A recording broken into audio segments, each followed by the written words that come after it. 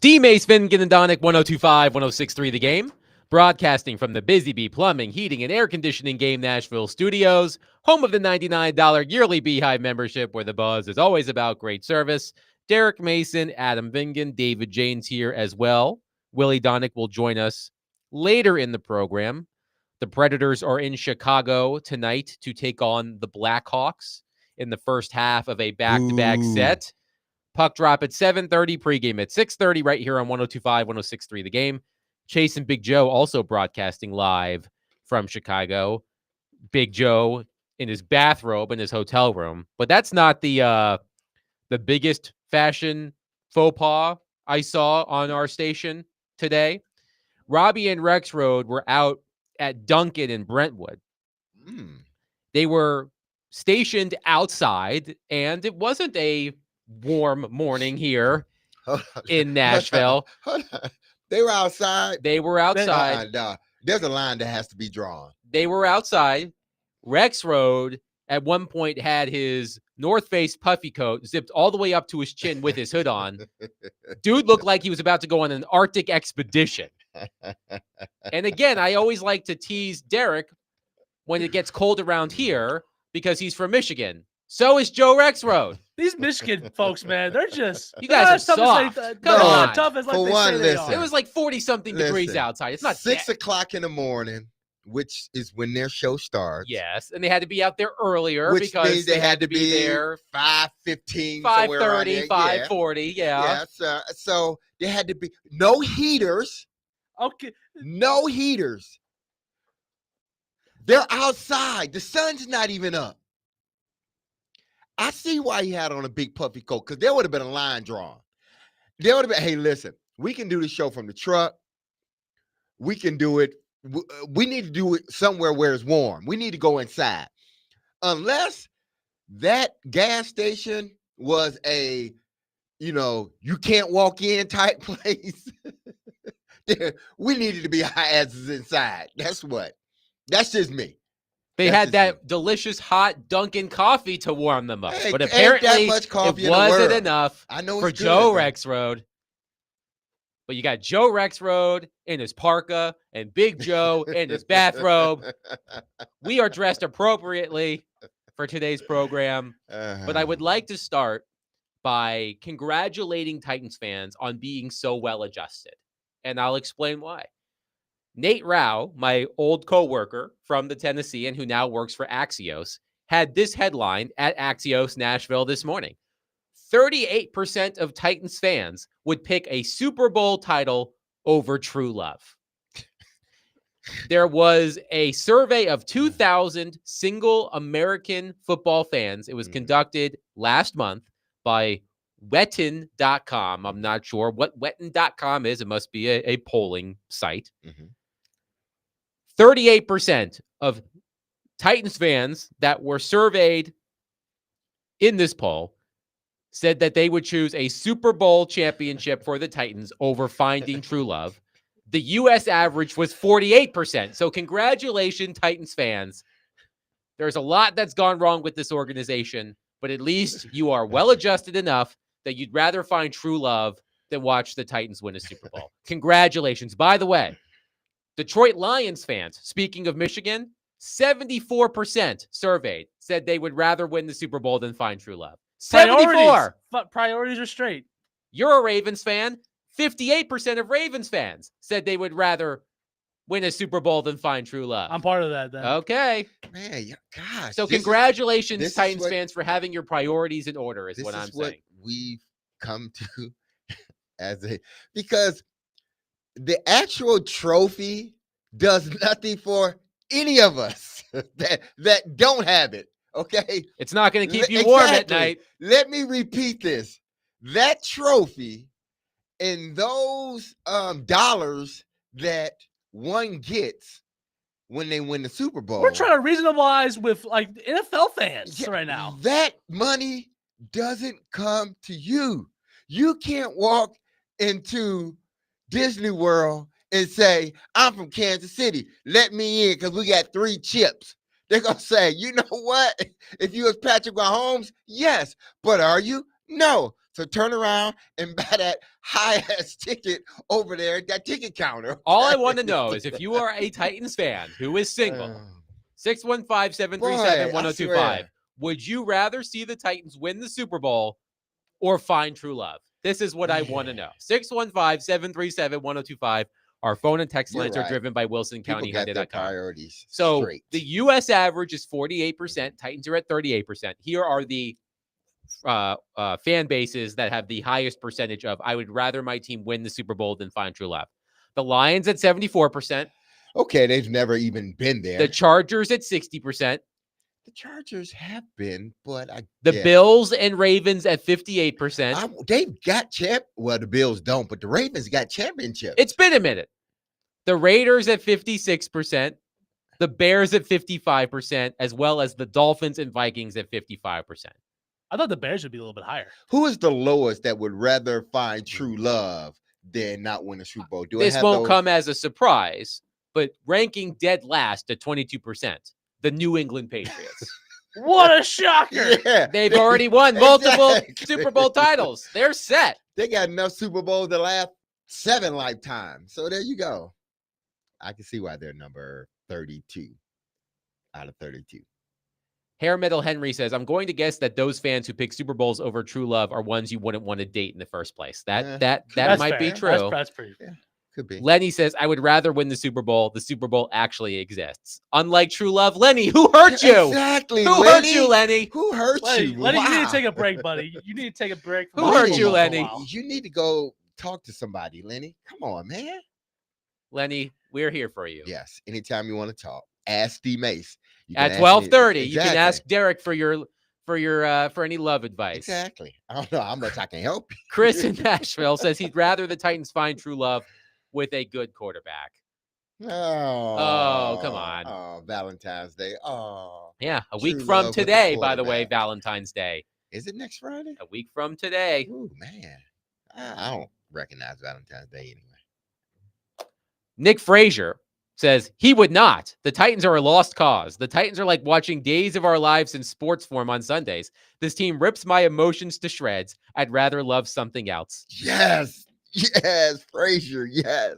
That's what I'm talking about.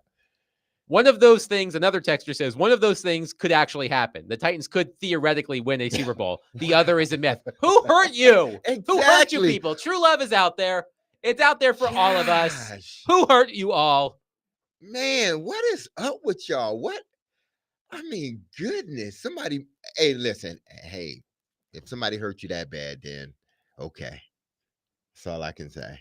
But man, We've all don't give up on we've love. all been dumped. We've all had our Exactly. heart broken. We've all had it. I've had it. Adam, I don't think he's had it as many. Maybe a few, once, twice, because he's always the heartbreaker. So No, that's absolutely not true. That is absolutely not true. Adam, don't sell yourself short on that. exactly. That is, yes. So all I'm saying, guys, is I congratulate Titans fans on being well adjusted and rather finding true love than win a Super Bowl. But it seems like a lot of our listeners have some broken hearts out there. Yeah. And we are here to mend them for you. And we'll start with this. Last night at the NFL Honors, Derek Mason, your boy, Josh Allen, surprisingly, won MVP. Josh Allen is the first player, according to ESPN, Josh Allen is the first player in 21 seasons to win the MVP award without being selected first team All-Pro, which was given to Lamar Jackson.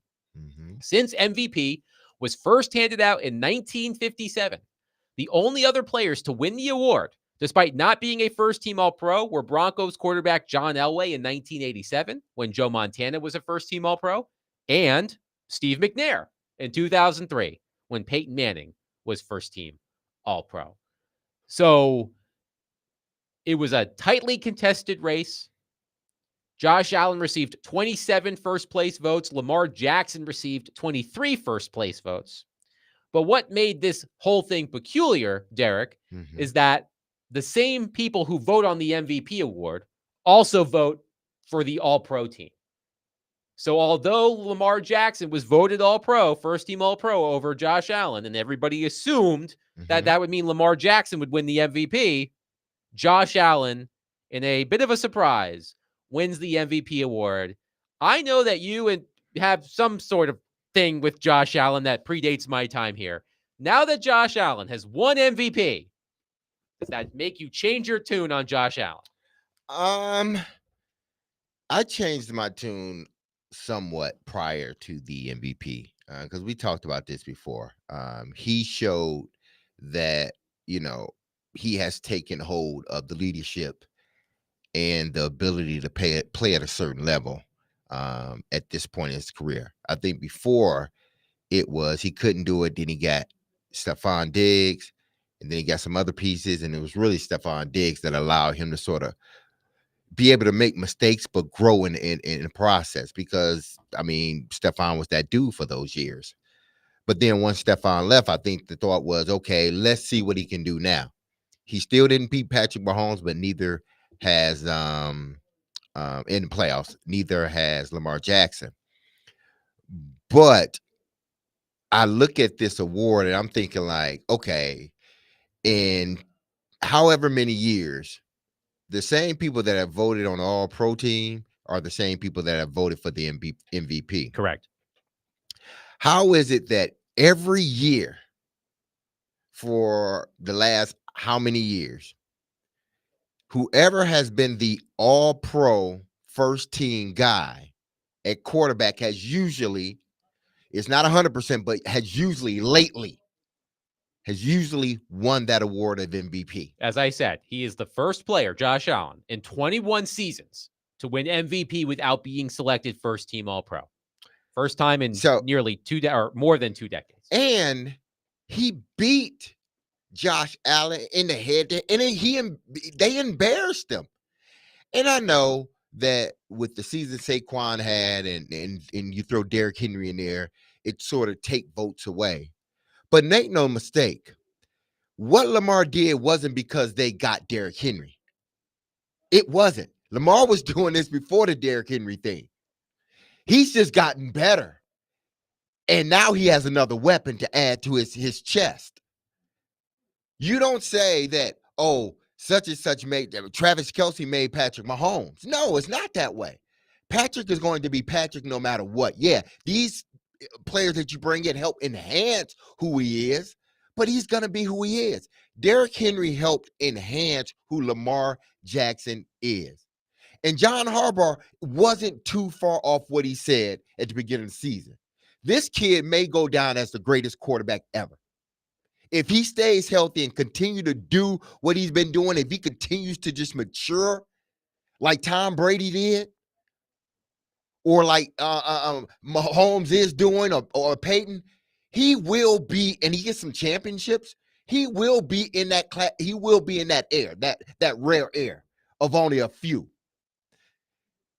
If you want to say numbers, Lamar won the head matchup. Won the head-to-head matchup. Completion percentage, Lamar 66.7, Josh Allen 63. He beats him in yardage 4,100 to 3,700. Yards per attempt 8.8 to 7.1. Yards per game 245 to 219. Passing touchdowns 41 to 28. He almost doubled it.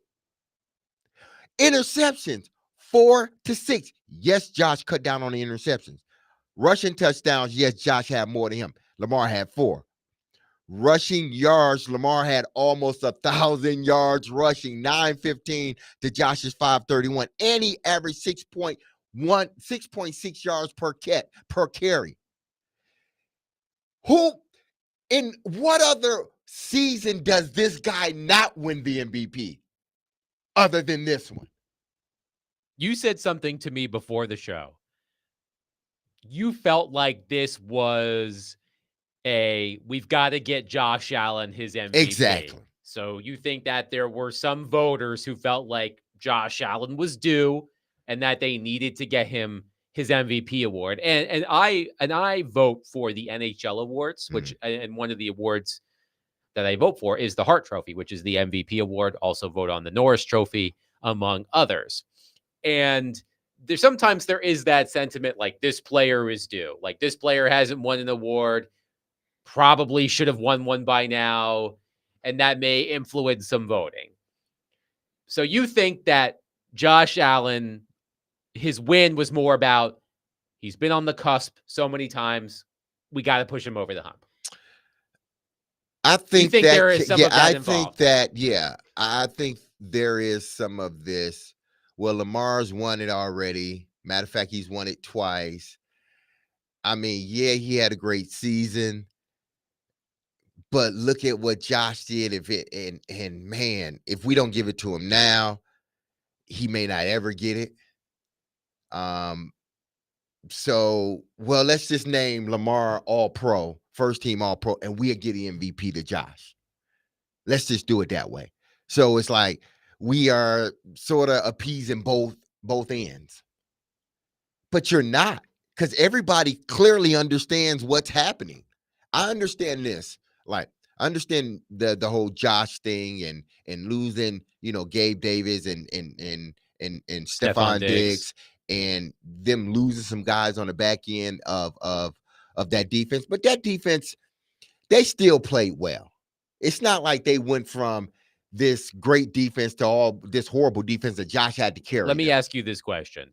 On paper, was this the least talented Bills team that Josh Allen has been the starting quarterback of? Name recognition, yes.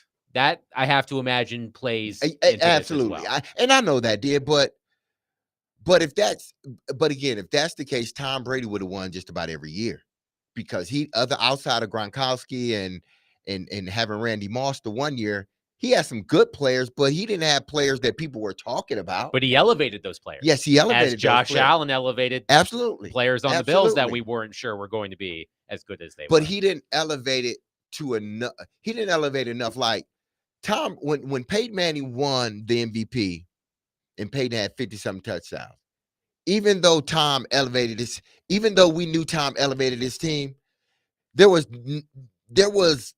he couldn't do no more elevation to put him above Peyton that year, because statistically and everything else, Peyton just had that season where he won the MVP. I think it's sort of like in this same situation. Yes, you give a nod to Josh Allen because he did raise everybody's level of play up. He got those wide receivers. He was in sync with those wide receivers. He and the running back had a good rapport, catching the ball out the backfield or whatnot. But I don't care how much he's elevated that team outside of winning the Super Bowl.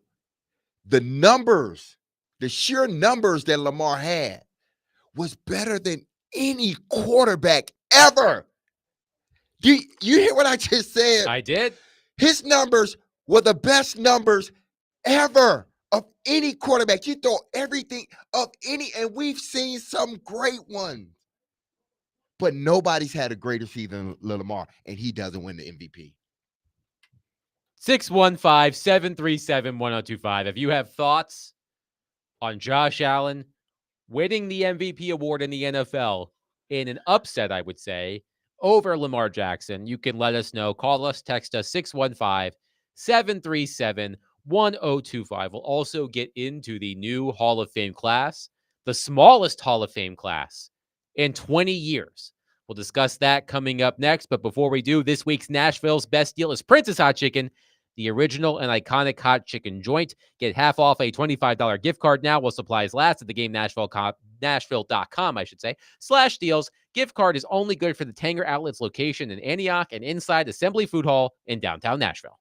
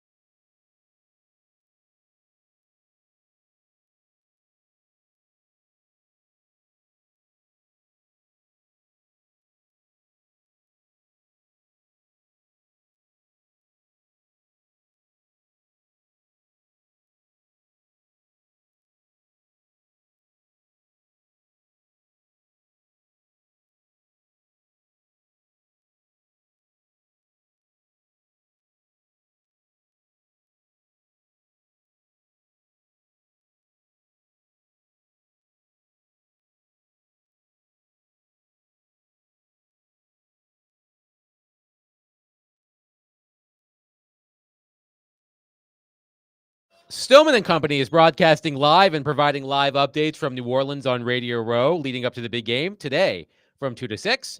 Coverage presented by, deep breath, Houston Clinic Orthopedics, Hiller Plumbing, Heating, Cooling, and Electrical, Family Leisure, Shane Company, Volunteer Hose and Gasket, 312 Pizza, and the newcumberland.com. Mark from Nashville is on our phone line, driven by Wilson County Hyundai.com. Mark, my friend, thank you for calling. Please go ahead. Hey, how you doing, Uncle Adam? I'm good. A relative going to on? you, May. What's happening? Hey, y'all talking about the MVP. Adam, y'all left a name out though. My vote would have went for Joe Money, Joe Burrow. If Joe could have got in the playoffs this year, won a game. All he needed to do was win one and get his team to maybe the divisional round. Mm-hmm. I believe Joe Burrow would have won that MVP. His numbers was great too, other than the rushing yards. Now Lamar, like D-May said, he did have the best all-around numbers, period, and should have won that award.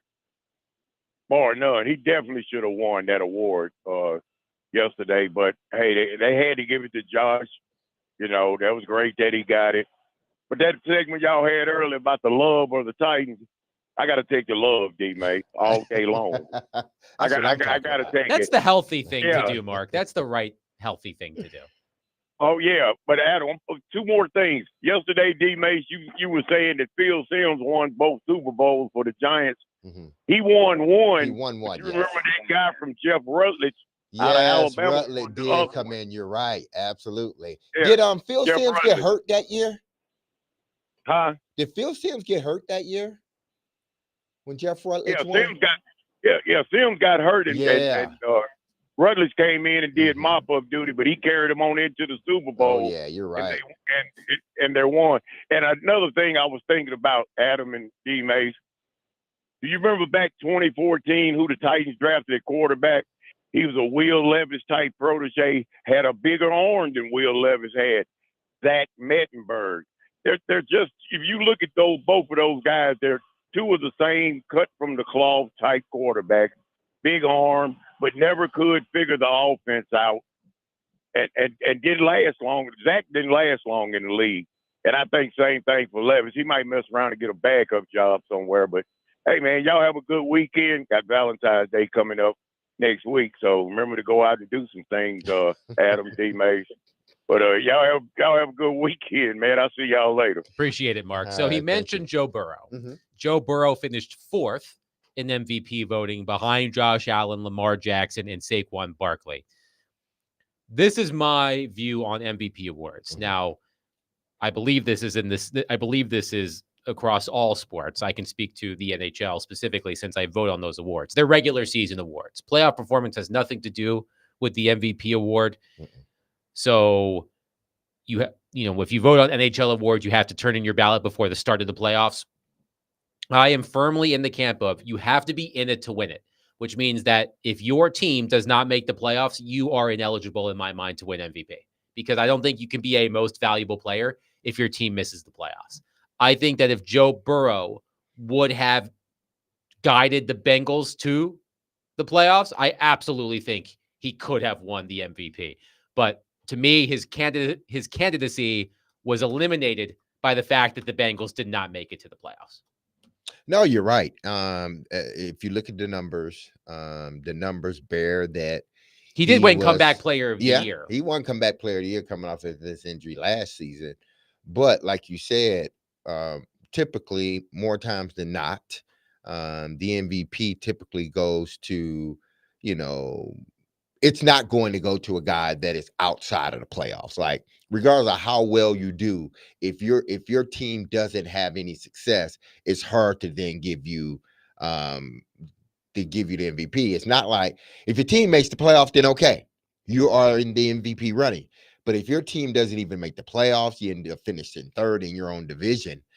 I mean, you can't expect to garner a lot of MVP votes. You may get some, but you're not going to get a majority of them or even enough to win. But again, I think in regards to Lamar, I think what probably more than likely hurt him, and it helped, like you said, Adam, helped Josh. it helped Josh that other players left and they still end up being a really good team. And his numbers were good. They were not, astronomical or something we've never seen before. They were right along in the line of guys you consider top tier quarterbacks. So the numbers were there for him to win it in a sense, but I think Lamar suffered from having Derrick Henry, whereas, like you said, Josh was the subtraction. It was a subtraction, addition by subtraction, and in Lamar's case, it was addition, and it hurt him in regards, because what did people say? Well, it's a no-brainer. No wonder he has the numbers. But make no mistake, like I said earlier, Lamar's Lamar. You just help enhance what he can do as an individual. That's like an attribute on a video game. The guy is there. He's already set. You just adding some things to him to make things a little bit better. That was just an enhancement for him. But make no mistake, he is who he is, and that's one of the best quarterbacks, if not the best quarterback in the National Football League. Again, he had the best overall numbers: running, passing, touchdown, interceptions, rushing, to all that combined, had the best numbers of any quarterback that I could ever remember. That's saying something. And you didn't win the MVP that year. I mean, I think it was the addition by subtraction for Josh, and it was the when they added it, subtracted for Derrick Henry, and it was subtracted for Lamar in the sense of now people feel like, well, Lamar put up those numbers, it was because of Derrick Henry, and they look at Josh like, well, they took some players away from him, and he still was able to get his team to the playoffs, win the division, and have some really good numbers. There are multiple people upset in our text line, driven by WilsonCountyHunter.com, that Joe Burrow defeated Sam Darnold as comeback player of the year. Hey, listen, I will say this from a voting perspective, not to interrupt you, Derek. Mm-hmm. Finding a player who suffered a significant injury and then came back the following season and had a great year, that's an easy player to choose. I would agree that Sam Darnold, going from moving around the league, being a backup, people thinking his career was over after what happened with the New York Jets, to having an outstanding season with the Vikings, that to me feels more comeback player of the year-y than Joe Burrow suffering an injury and coming back and having an MVP caliber season. Again, I wouldn't have voted for him if I had the opportunity because his team didn't make the playoffs. But I can understand why people are upset about that. It's easy to pick the player who suffered a significant injury, came back the following season, and had fabulous numbers as a comeback player of the year. But see, the comeback player of the year has gotten, it's gotten to a point where, okay, is it really because, last year before Joe Burrow, people got upset that Joe Flacco won it. It was like, was he really the comeback player of the year? He played half the season, and not even really half the season, but he did a great job. But many felt that he shouldn't have won it. I do have an interesting note here on this. So Joe Flacco won comeback player of the year last year because he came in late in the season off the couch, played meaningful football for the Cleveland Browns. Playoffs. He played well. He won comeback player of the year. He won the award over DeMar Hamlin, who, come on, that is the quintessential comeback player of the year case, considering he was dead on the field and came back and played. A literal comeback. Exactly. So the Associated Press, who votes on the award, they put out these guidelines that said, quote, the spirit of the AP Comeback Player of the Year award is to honor a player who has demonstrated resilience in the face of adversity by overcoming illness, physical injury or other circumstances that led him to miss playing time the previous season. The ambiguity of that last cause, other circumstances that led him to miss playing time the previous season, left the door open in the minds of some AP voters who still felt Darnold deserved the award. Well, based upon their criteria, yeah, Darnold shouldn't win. But there is a loophole in the back end that says, other things. It's sort of like, hey, well, kind of, sort of, maybe, depending on who the guy is. So, whereas, Joe Burrow, he was injured, a significant injury. Right. He came back and he played even better the next following season. Or before that, Geno Smith, he got hurt. Now, Damar Hamlin, you're right. He didn't win it. But based upon your criteria, he should have won it. Because like you said, he literally died on the field and made it back to play again. If that's not come back, I don't know what is. So Alex Smith has won it. We know his leg, they said he should have retired. Weren't there concerns that he should have amputated his Exactly. Yeah, leg he at almost some lost point? his Yeah, leg. he almost lost his leg. He had a Joe Theismann type injury. Anybody that knows about the Joe Theismann type of injury, go look at it at YouTube. No, don't look Yeah, it up. and at if you're YouTube. Don't watch if you're it, yeah. squeamish, don't watch It's not it. for the faint of Yeah, heart. exactly. But he was able to come back and play really good football after that injury, an injury that he wasn't supposed to come back from. So when you look at it, I can see why Darnold didn't win. And that's why people were upset that Joe won that one year where they felt Damar Hamlin should have won. 615-737-1025. We'll take your thoughts on this. We will get to the newest class of the Pro Football Hall of Fame coming up next. Again, the smallest class in 20 years. 615-737-1025. Derek Mason, Adam Vingan, 1025-1063. The Game.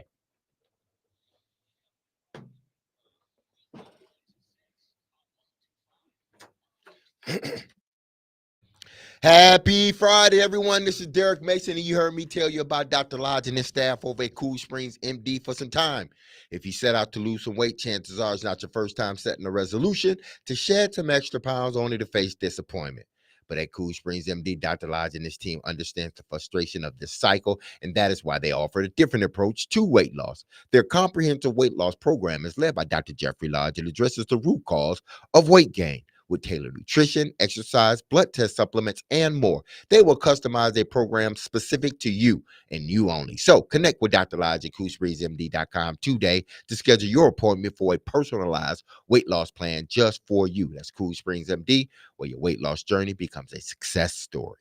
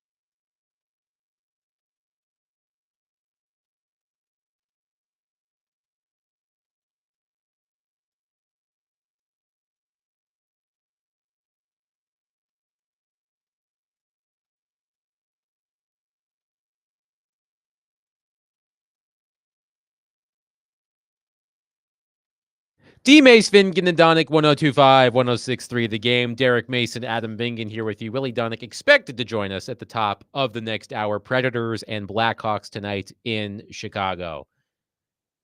Derek, the Pro Football Hall of Fame class of 2025 was announced last night. 4 players. As I've said multiple times, the smallest class in 20 years. Antonio Gates, Eric Allen, Jared Allen, and Sterling Sharp are the newest members of the Pro Football Hall of Fame. Your initial thoughts on the 4 newest inductees? Oh man. First, Sterling Sharp. I know many people haven't seen him play, but he was a beast. He played 8 seasons, I believe, or 9 seasons before he had a neck injury that forced him to retire. But in those 8 or 9 seasons, he had 7,000-yard receiving seasons. He had over 3 years straight, I believe, of over 10 plus touchdowns, double-digit touchdowns. So I think he had like 5 or 6 of them, double digits. He ended up, let me check this. He ended up in 7 seasons, 65 touchdowns. 65 touchdowns in 7 seasons. He ended his last 3 years, 13, 11, and 18 touchdowns in 1994. In 7 seasons, only Jerry Rice caught more passes. In Sterling Sharp's 7 seasons, Yes. only Jerry Rice caught more passes and had more touchdown receptions than Sterling Sharp. Yeah, so I mean, if you've never seen him play, he was that guy. He would be considered like a Justin Jefferson type player in today's era. So he deserved to be in. Antonio Gates, have no problem with that whatsoever. First ballot. I mean, I love him because he's a Detroit native. But he's a dual sport guy, played basketball as well as played football.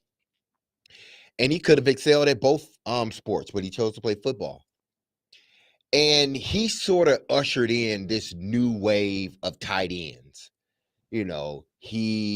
Gonzalez, Travis Kelce came along. But it was guys like Antonio Gates, Shannon Sharp, that really revolutionized the tight end position. And there were other guys in there, but he also was one of those, frontier guys. And the numbers bear it out. Drew Brees may not be Drew Brees his early years without Gates. I think Gates was there. He was. Phillip Rivers definitely wouldn't be Phillip Rivers without Antonio Gates there. They had LaDainian Tomlinson. I get it. But Gates was a matchup nightmare. You think Travis Kelce was bad. He was probably even worse than trying to match up with Travis Kelce. He deserves to be in the Hall of Fame. He deserves the first ballot. And then who else was on there? Eric Allen and Jared Allen. Eric Allen, Jared Allen. Those guys are not first ballot. Eric Allen, great player at his position for the Philadelphia Eagles. I remember him a lot more so in Philly than anywhere else. I think he might have finished his career in Philly, if I'm not mistaken. So he was a good player. And then you said the last one, Jared Allen. Jared Allen was considered one of the best defensive ends in the league when he played. Eric Allen finished his career in Oakland. Yes, you're right. He did. He was there with, I believe, was he there with Jerry those last years? Or I was think right so. before He was there in 98 and 2001. So that may have been before Jerry got there. But I mean, all these guys deserve it in some form or fashion. Like I said, Jared Allen was considered one of the best edge rushers in the National Football League during his tenure. And he wasn't a first ballot guy. So there are some guys you look at and you just know, yeah, he's first ballot. Antonio Gates is one of those guys. But then there are other guys that, they're worthy of the Hall of Fame, the Eric Allens, the Jared Allens, and Sterling Sharp, but it may take them a while to get in. So one other player who was a first ballot selection, who ultimately wasn't selected, I guess you could say, Eli Manning. We had a spirited debate yesterday about Eli Manning. He did not make it on his first try. And I saw a story where a Hall of Fame voter named Gary Myers talked about Eli Manning's candidacy. And I thought it was interesting, again, based on our conversation yesterday. Gary Myers said, I believe Manning beating the Patriots twice in the Super Bowl with 2-minute drives and being named Super Bowl MVP each time, along with currently being 11th all-time in touchdown passes and yardage, presents a convincing resume. To get selected in the future, the voters must get past that Manning was never all-pro or regular season MVP and realize he played when those spots were not so available, playing in an era with Tom Brady, Peyton Manning, and Drew Brees. Myers went on to say, quote, Eli's record was just 500, but Dan Fouts was only 2 games over 500, and Warren Moon was only 1 game over 500, but neither made it to the Super Bowl. In fact, Moon never made it to a conference championship game. Fouts and Moon were each first ballot Hall of Famers. But what I would say to them, but Fouts and Moon at one point in time was considered top 5 quarterbacks. You can even say top 10. I don't think Eli Manning was definitely and never considered a top 5 quarterback in the league. And I'm not sure if he ever was really considered a top 10 quarterback in that league. Somebody put it, and who was it today on First Take? They were talking about this same thing, sort of, kind of, because that's the talk. It was Eli. Should he even be a first ballot type of guy? Should he even be in the running? Should he have made it this far so early? And they broke it down like this. When you talk about first ballot guys, it's guys that when you walk into that locker room, or you walk into that stadium, or you game plan, you like, damn, we gotta stop him. Like every time you play, like no matter who, like we gotta stop him. Like that's the dude. When they say Kansas City, they say Patrick Mahomes. Like everybody know, like you're the dude. Those are first ballot guys. Jerry Rice, Lawrence Taylor, where when you think of linebackers, you think of LT. That is the first name. I think at least 90% of the people that know football, that's the first name that come up when you ask about the greatest linebacker, LT. It's quick to come out of their mouth. Or Barry Sanders. The majority of them, if you ask them, it's between Jim Brown and Barry Sanders. You pick. Those are first ballot guys. Not a guy that's never been in the top 10 at his position. A guy that doesn't have a winning record. Well, he has a 500 record. A guy that spent 17 years in the league at the quarterback position and missed the playoffs, I think 10 times, somewhere around there. 7 times. I'll have to look this up. Yep. But to me, that's not a first ballot guy. I'm not saying it's not a Hall of Famer, but that's just not a first ballot guy. When you talk first ballot guys, Tom Brady, Peyton Manning, Drew Brees. Eli Manning made the playoffs 6 times in his career. 6 times. So 11 out of the 17 years he played. And he's 8-4 all time. And he's 8-4. So he spent majority of his career out of the playoffs, then in the playoffs. That's not a first ballot guy. It's just not. But again, I'm not saying he doesn't deserve to be in the Hall of Fame. That's another argument you can have, but I'm sure that he would garner more support if you're just asking people, should he be in the Hall of Fame, rather than is he a first ballot guy? Yeah, I think we're in agreement that Eli Manning will eventually be in the Pro Football Hall of Fame. I mostly agree with the voter that I read there.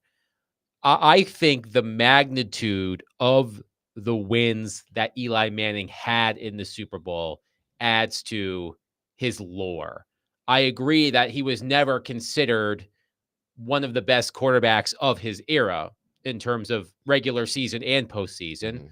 But considering what the Giants were able to do against the Patriots. Now, if Eli Manning had won 2 Super Bowls, but they were against, to borrow a term from Jared Stillman, a bunch of Scarbinis, I don't think that you could use that as much. But the fact that he defeated Tom Brady twice when the Patriots were at their apex, to me, I think that should have given him the nudge. But I think we're sort of splitting hairs here ultimately.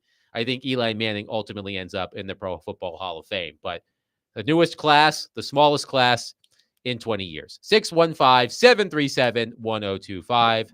I believe Willie Dunnick is expected to join us on the other side. We'll rope him in here as well. Also, a reminder, ask D-Mace at 12:30.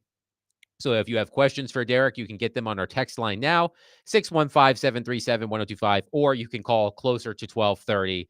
Line up those phones for Ask D-Mace. Derek Mason, Adam Vingan, 1025-1063, The Game.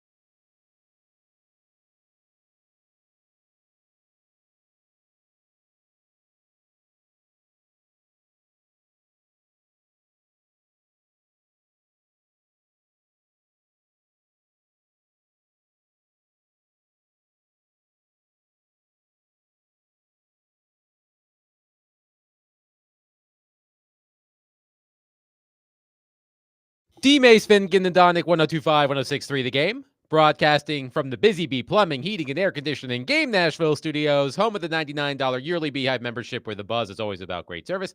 Derek Mason, Adam Vingan here with you. Willie Donick will join us momentarily from Chicago, where the Predators will face off against the Blackhawks tonight at 7:30. 2 more games for the Predators before a 2-week break for the Four Nations Face-Off International Tournament. Once the Predators play tomorrow night against the Buffalo Sabres, they will be off until Saturday, February 22nd. So 2 weeks without Predators hockey. We will get into the Predators a little bit when Willie Donick joins the show. But Derek, I was just thinking about what we started the show with Axios Nashville. Mm-hmm. My old colleague Nate Rao, who I used to work with at the Tennessean, shared the results of a poll done by Wetton, I believe that's how you pronounce it, .com, about how Titans fans, 38% of Titans fans surveyed, said they would rather win a Super Bowl over finding true love. And during the break, it reminded me of something. I want all of our listeners to hear it. I sometimes see you. Oh, God, Lionel. You have been hurt.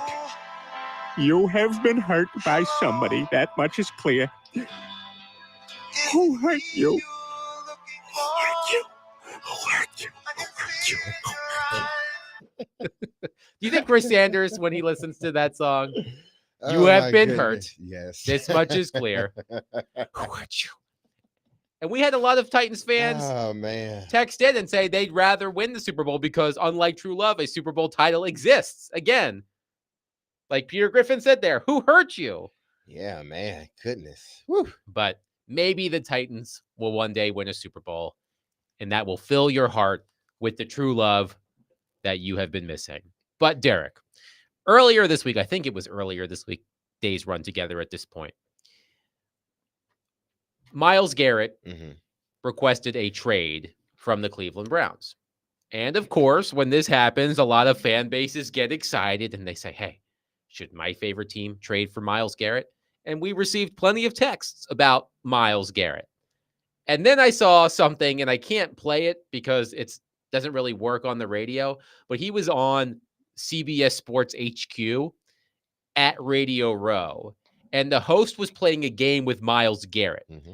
where he was just holding up a note card with a team logo. And the host said, when I hold up a card with a logo on it, you tell me the first player that pops into your mind. Chiefs, right away, Myles Garrett named, I don't know, Patrick Mahomes. Eagles, right away, Zach Bond, I think is who he mentioned. And every other team that the host gave him, he named someone right away. Then the Titans come up. Mm-hmm. And there were, I was going to say literal, but it wasn't literal. They were figurative crickets on the set. It just dead silence for 4 or 5 seconds. And then he goes, my bad, Titans fans. I'm sorry. Myles Garrett couldn't even name a player on the Tennessee Titans. So why would he want to come here? But it wasn't about Myles Garrett.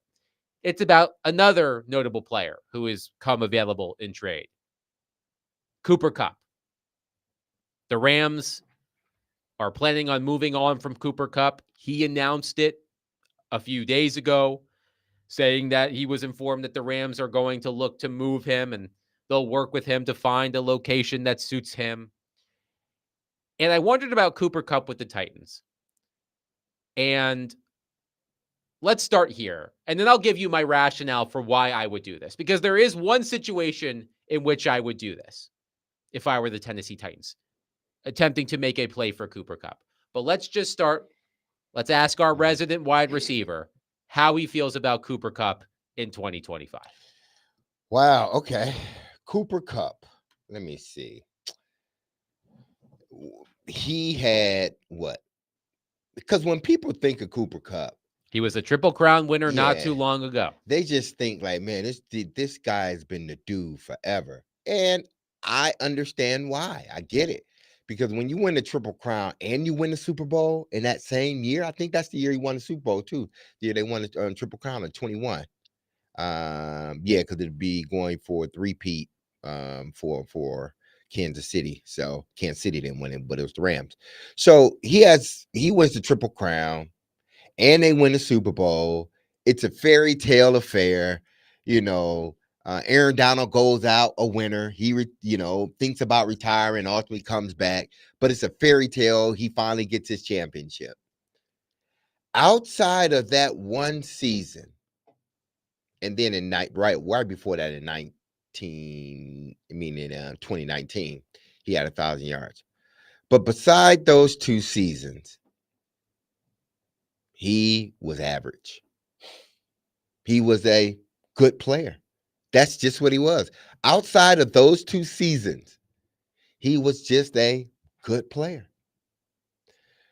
So when you're looking to sign Cooper Kupp, I hope you're not looking for him to be anything close to the Cooper Kupp he was in 2020 through 2021, really, because I'm not going to count the 22 season where the numbers were not good. And I know he missed some games too, but he's also injury prone.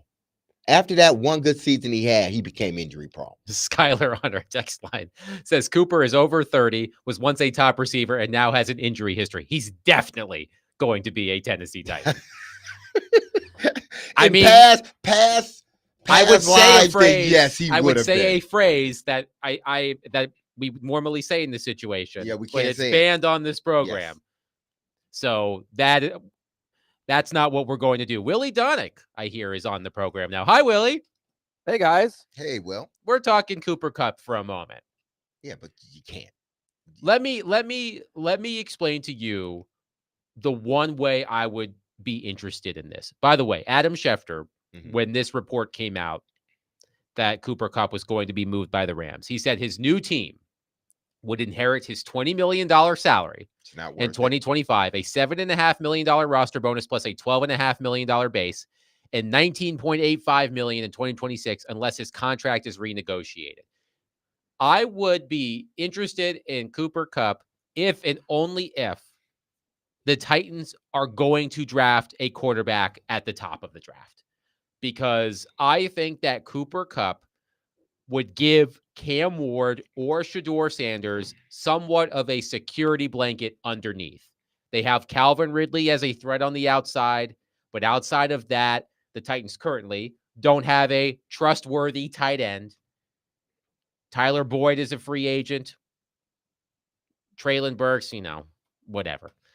I like the idea of Cooper Kupp as I just said, the security blanket underneath for a rookie quarterback. So if the Tennessee Titans are set on drafting Shedeur Sanders or Cam Ward and starting them next season, I would be open to the idea of Cooper Kupp only if that were the situation. If they are going with a veteran quarterback, I'm not interested.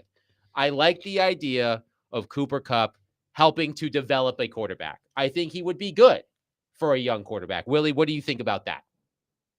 One thing I have noticed when D-Mace has broken down in the wide receiver translator Cooper Kupp's game, it's a pretty unique way that the Rams have used their receivers, and Cooper Kupp is the perfect guy for that. His production has gone way down since he had the one giant season, 145 catches, 1,947 yards. He hasn't come close to that since because he's been hurt. And even if you look at his yards per game, it's gone steadily down. This looks like a declining player to me that I want no part of. Honestly, I wouldn't give it a sniff. Especially not at that contract. Listen. Oh yeah. Cooper, I mean, if you could get him for the veteran minimum or something, that's one thing. But this looks like Andre Johnson 2.0, or you can go down the list of over-the-hill wide receivers that the Titans have tried. This looks like the next one. Cooper Kupp is the equivalent of a one-hit wonder. That's what Cooper Kupp is. He's a one-hit wonder. To be fair, Nashville knows a lot about one-hit wonders, Yeah. so in that case, he would fit right in. Yeah, right? and listen, that one hit, man, that one hit was the hit, and it makes it, and it survives It was the over Macarena. time. It was the Macarena Yes. of football seasons And for Cooper it Kupp. survives over time. And Yes, what I mean, just like the Macarena. It will never go away. and what I mean by survive over time, people still considered him a top tier guy, even as they saw physically him declining, because there was a drop off immediately after that season. There was a drop off. He got hurt, and then everything went downhill. He's not going to be able to reach that point ever again. But I don't think you necessarily need him to be the Triple Crown winner Cooper no, Kupp no, he will not in be. my scenario. He is Tyler Boyd. That's all he is at this point. I would say he's Right. better than Tyler He Boyd. is he's Tyler Boyd. You Not take him really. out of that system, he's not the receiver. He's not even close to the receiver he once was. Ask people like Adam Thielen when they left Minnesota and then went to Carolina. It was an adjustment period, and he still hadn't gotten anywhere close to what he was in Minnesota when he was the guy. Or Wes Welker, or those guys that left New England and tried to go somewhere else. It didn't work out too well. I think Wes might have had a good season with Peyton that 1 year. Peyton won MVP and had 50 touchdowns. But besides that, it was a complete drop-off. Why? Because some guys are system guys, and some guys help make systems. Cooper He's Kupp also was older. a system guy, and he's an Yeah. older guy. He's Cooper also Kupp is a he's system older guy. than DeAndre Hopkins, or at same age, basically, right in there. I think just- He'll be look, he'll be runs around. 32 when the season starts. Yeah, so I guess he's the same age as D-Hop. And Yeah, both of them are sort of afflicted by the same thing.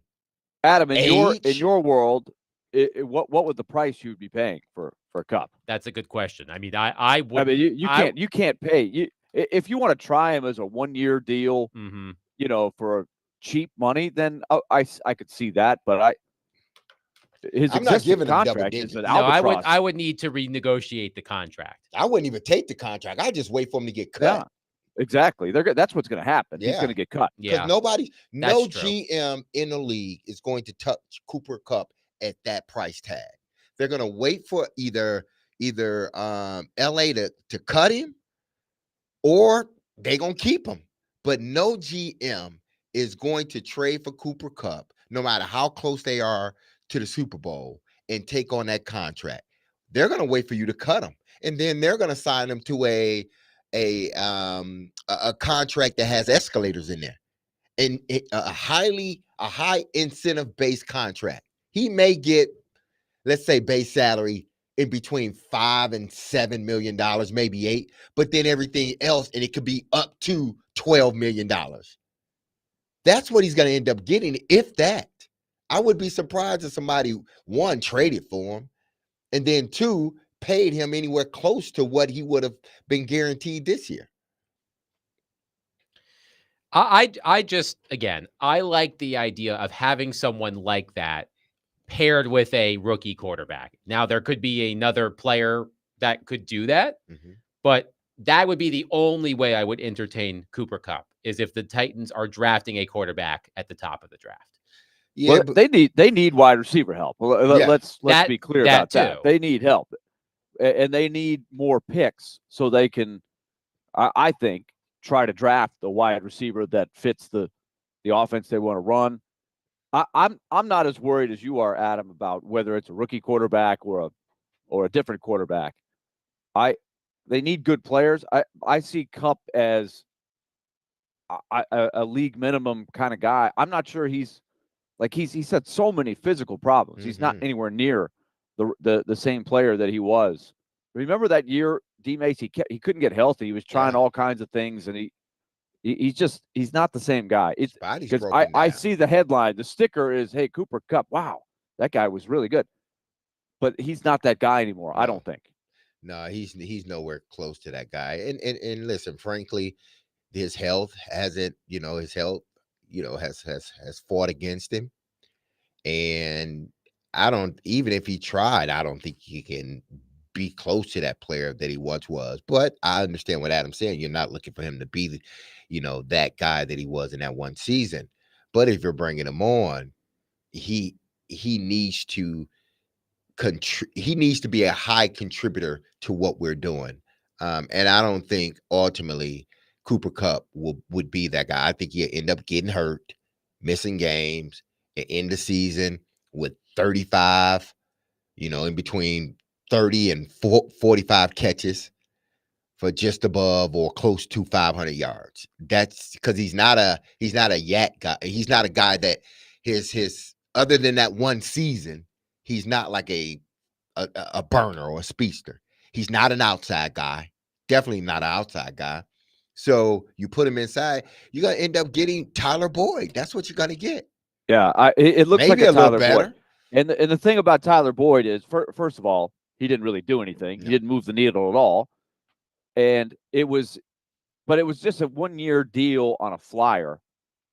And he knew the offense. I don't know if Cooper Kupp, is this the same offense that he was running in LA with the Rams? Like you made this point a bunch, D-Mace, how the Rams, and I remember just a lot of wide receiver screens and things like that, where Kupp he was almost like an extra running back, the way they used him, right? He's a unique guy. He's not a guy that you just plug into any offense. Well, Zach like Taylor, system guy. Zach Taylor worked on Sean McVay's staff, if I'm not mistaken, and then Brian Callahan worked for Zach Taylor. So there may be some elements of that system. Yeah, but they're not gonna run it the same way that McVay did in with LA.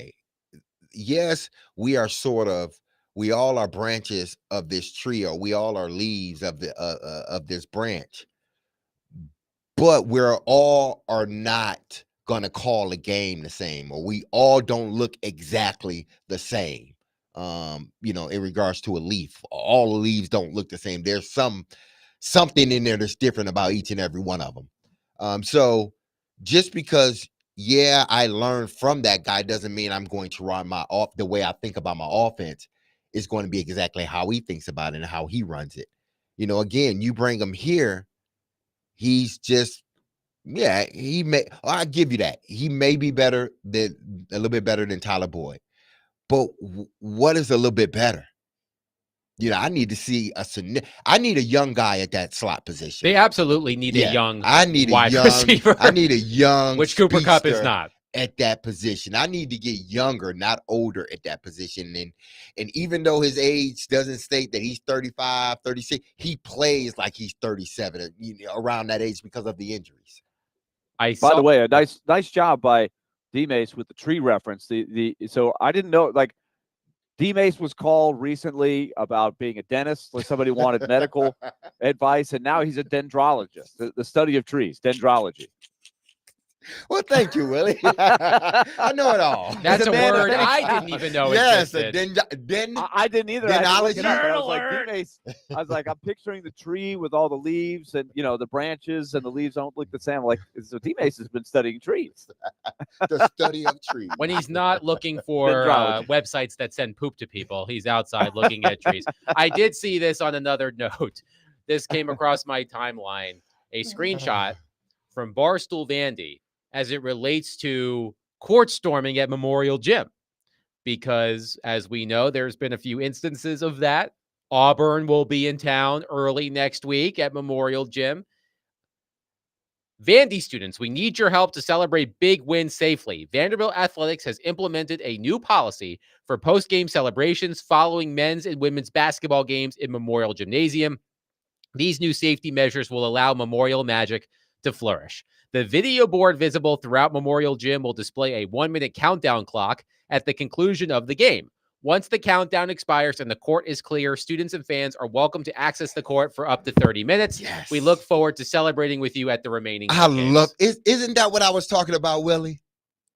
That right there. Like, don't take away the ability to storm the court. Let's just make it safer. Let's get the other team off. Let's make sure it's safe.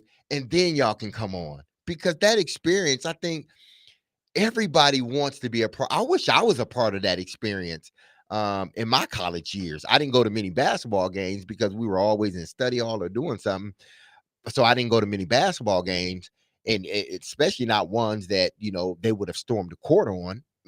They did that a few times, but I wasn't there.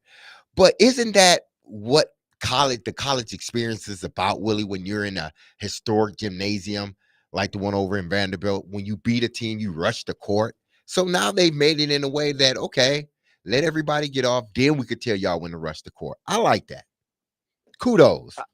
I'm as long as they don't pay the 500,000 and safety is important. Like when we Exactly. talked to Coach Byington, he said, I've been on both sides of it. Like, it's a lot of fun when it's your team celebrating. It's not so much fun when you're the coach and you're worried about your players and you're trying to get them off the court. And then there's all kinds of other things that happen sometimes. You got people who might be, in a wheelchair somewhere. There are people that are maybe not capable of getting out of the way when everybody's running and piling on each other, getting on the court. So there is a right way to do it, I guess. And I do see the compromise. You can't just let them do it, no holds barred. Yeah, I hope but they have some more games to celebrate. I mean, they've got to make sure they win games. listen, I don't care what anybody says unless they threaten to throw kids out of school. But I don't know. I don't care what any AD. I care how much the fans respect you or the students respect you as the AD or whatnot. If they gonna storm the court, they gonna storm the court or the field. That's just the way it is. Unless you got the National Guard surrounding the thing, even with a few officers, they still gonna find a way to maneuver around them and get on the court. So I like that, and I think all colleges should do this. Find a way, and I said this before, find a way where these young men and women, when they're in an environment like that, and there's a potential of a court storming, find a way where you can mitigate, the potential of something happening bad as much as possible. And a lot of times it's just getting the other team off the court, getting them off the court, because ain't nobody gonna fight with their own student body in a situation like that. So allow them to get off the court and then let them do it. They're having fun. I like that. Even let them take the goalpost down to the Cumberland. I don't care. It's fun, man. 615-737-1025. It's time for Ask D-May. So get your calls and texts in now at 615-737-1025. Willie Donick, Derek Mason, Adam Vinkin, 1025-1063. The Game.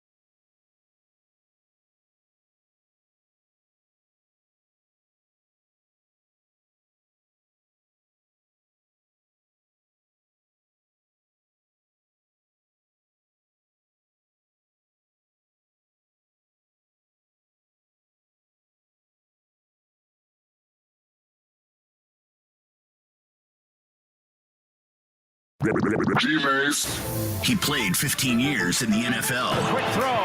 Touchdown, Derek Mason. He had over 12,000 receiving yards. Midfield, and there he goes. 80 yards for the touchdown. And now you can ask him anything. Have a question about football or life? Now's your time to ask D-Mace. We'll welcome you in. Now, D-Mace on 102.5 and 106.3 The Game and the Game Nashville app.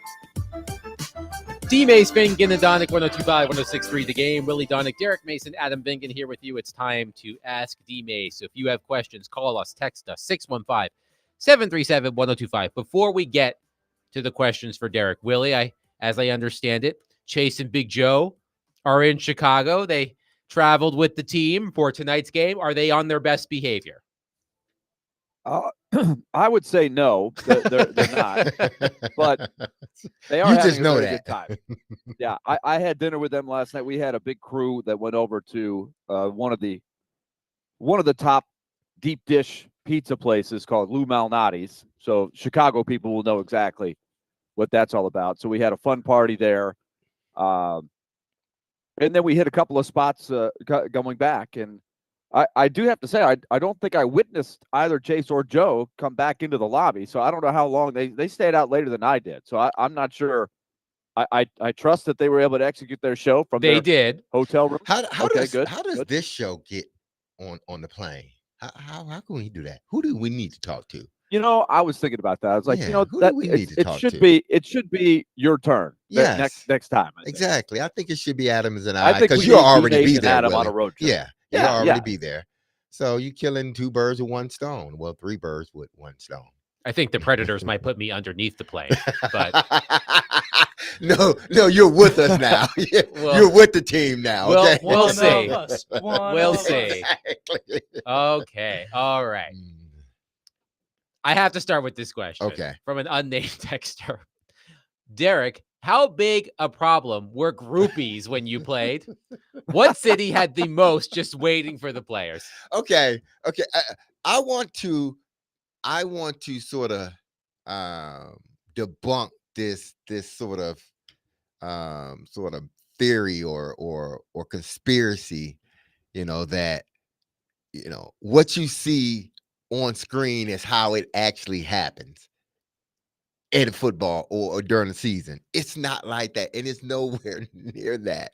At least I didn't see. Now, listen, I don't know if it's like that with basketball or maybe even baseball, but I know or soccer for that matter, depending on who's playing. But I know the teams that I played for, the two teams, it wasn't like that. They wasn't, all out there, dressed to the nines, waiting for us to. It wasn't like that. It wasn't, because when we went in, we went in straight to the hotel. We had a little time to ourselves. A lot of guys would have family come in particular cities, or the receivers, we all would go out, and have dinner with each other. And then we're back in the hotel, man, because we got meetings and then dinner, then, bed check. So the groupie thing, there could have been, again, I wasn't with other teams, I wasn't with 32 other teams. Well, I did spend some time with the Jets in Houston, Texas, but I don't count that. But I've only really been with two teams, and I can just tell you these two teams, it wasn't like that, at least not for me. It may have been like that for some other people. They may have experienced something like that, but I didn't. I'll tell you. Not even in what college. I'll tell you what I've seen, and Willie can attest to this as well. Autograph seekers, not Yeah, so those much, are out not there so all much the time. groupies. Yeah. Autograph seekers who happen to know exactly where the team is Oh, staying. yeah. The team will get in at 2:00 in the morning.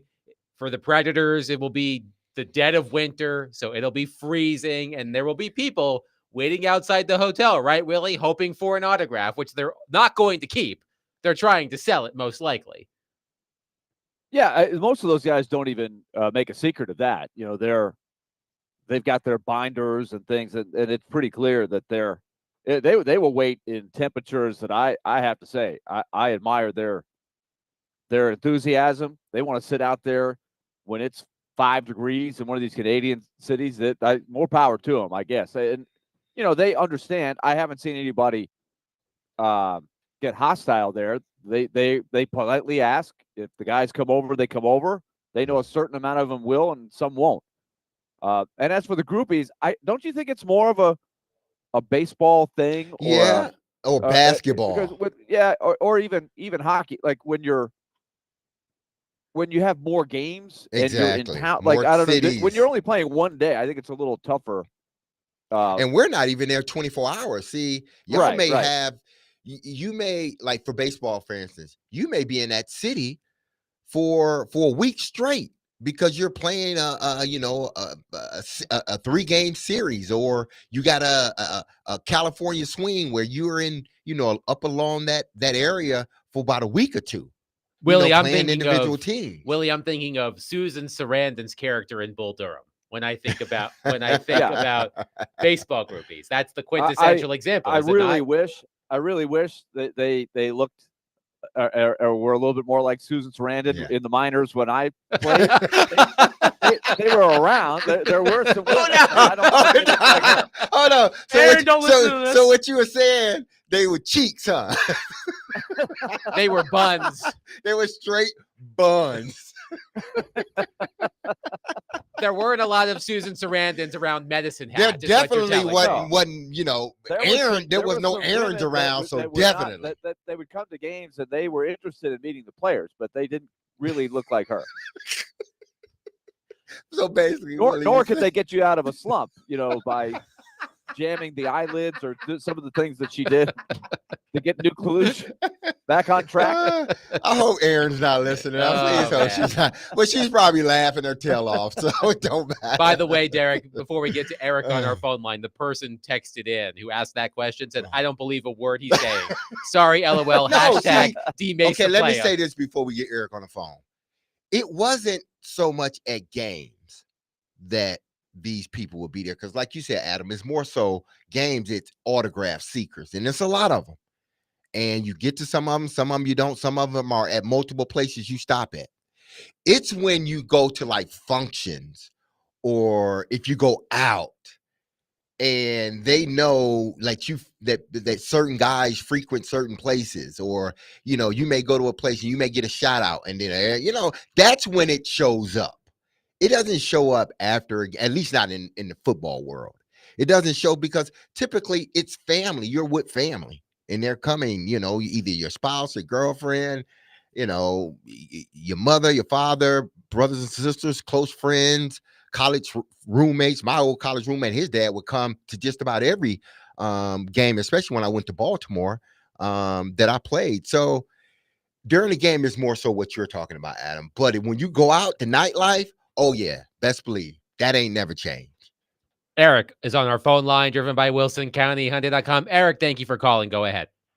Yes, and yes, I do have a dad joke. I got to say this. I told Kenny the mailman that man joke that Willie told. He appreciated that. He told me a joke, and this is actually a joke I heard from him a few days ago. So he may be listening, he may not be listening. I don't know, but this is a joke that I got to credit to him. Why was the skeleton afraid to play sports? Why was the skeleton afraid to play sports? I don't, because he didn't. I could say no, I'm not, but go ahead. Why? Well, he just didn't have the guts. I guess I was close. I was close. But that is a good one. Yeah. That was a good one. I got to attribute that to Kenny the mailman. So, but Derek, here's my question. Let me, hey Eric, before you go ahead, Okay. I'll try to match your dad joke here in a second. But I do want to, if Kenny is listening, if you see Kenny, tell him we did get his note. Kenny has over the years found ways, as a good mailman does, of writing nice notes to us. We got a really nice one from him, so just pass that along to him if you can. And Kenny, if you're listening, we appreciate for sure. So here you go, Eric. Here's a play that was recently written. You ready for this? Horse walks into a bar. Bartender, hey, horse, sure. Oh, That man. one got me. That. Oh man. Oh yeah. Oh, my my goodness. goodness. All right, Yeah. Eric. What you got for Okay. Derek? Okay, so my Ask Teammates question, and here's the thing: what would you say as far as Super Bowl when the Titans played the Rams? What was your favorite moment, and what was your least favorite moment? And this could be anything. I'm not talking about just necessarily the day of the game. It could be just stuff, events leading up to the Super Bowl, the day of the game. It could even be after. Just want to get your thoughts, your favorite moment about that Super Bowl, and least favorite moment. And like I said, it can be just events leading up to it, the day of the game itself, after the game. Just want to get your thoughts on that, guys. As always, good talk to you. Y'all Thanks, have a Eric. great weekend. Enjoy the Super Bowl. We'll talk to you soon. Obviously, I mean, it's a no-brainer. The least favorite moment was the last play of the game, and we didn't win. That was the least favorite moment. I think the moment that I just think just the whole game in general. I'm not sure if there was one moment that was greater than the other than standing on the podium or standing on that field when we won AFC championship and we got that trophy, the Hunt trophy. I think that leading into the Super Bowl, that was one of the best moments because it solidified us as one of the best teams in the National Football League. And we were one of only two teams that earned the right to go to the Super Bowl. We didn't win it, I get it, but we earned the right to go to the Super Bowl. So winning that Hunt trophy and subsequently that was probably the best moment for me because it ultimately led us into getting into the Super Bowl. And that week was so short, man. It was just everything was a blur. But winning a Hunt Award leading into the Super Bowl. 615-737-1025. We'll take more of your questions for Derek. We'll do that next. Willie Donick, Derek Mason, Adam Vingan, 1025-1063 The Game.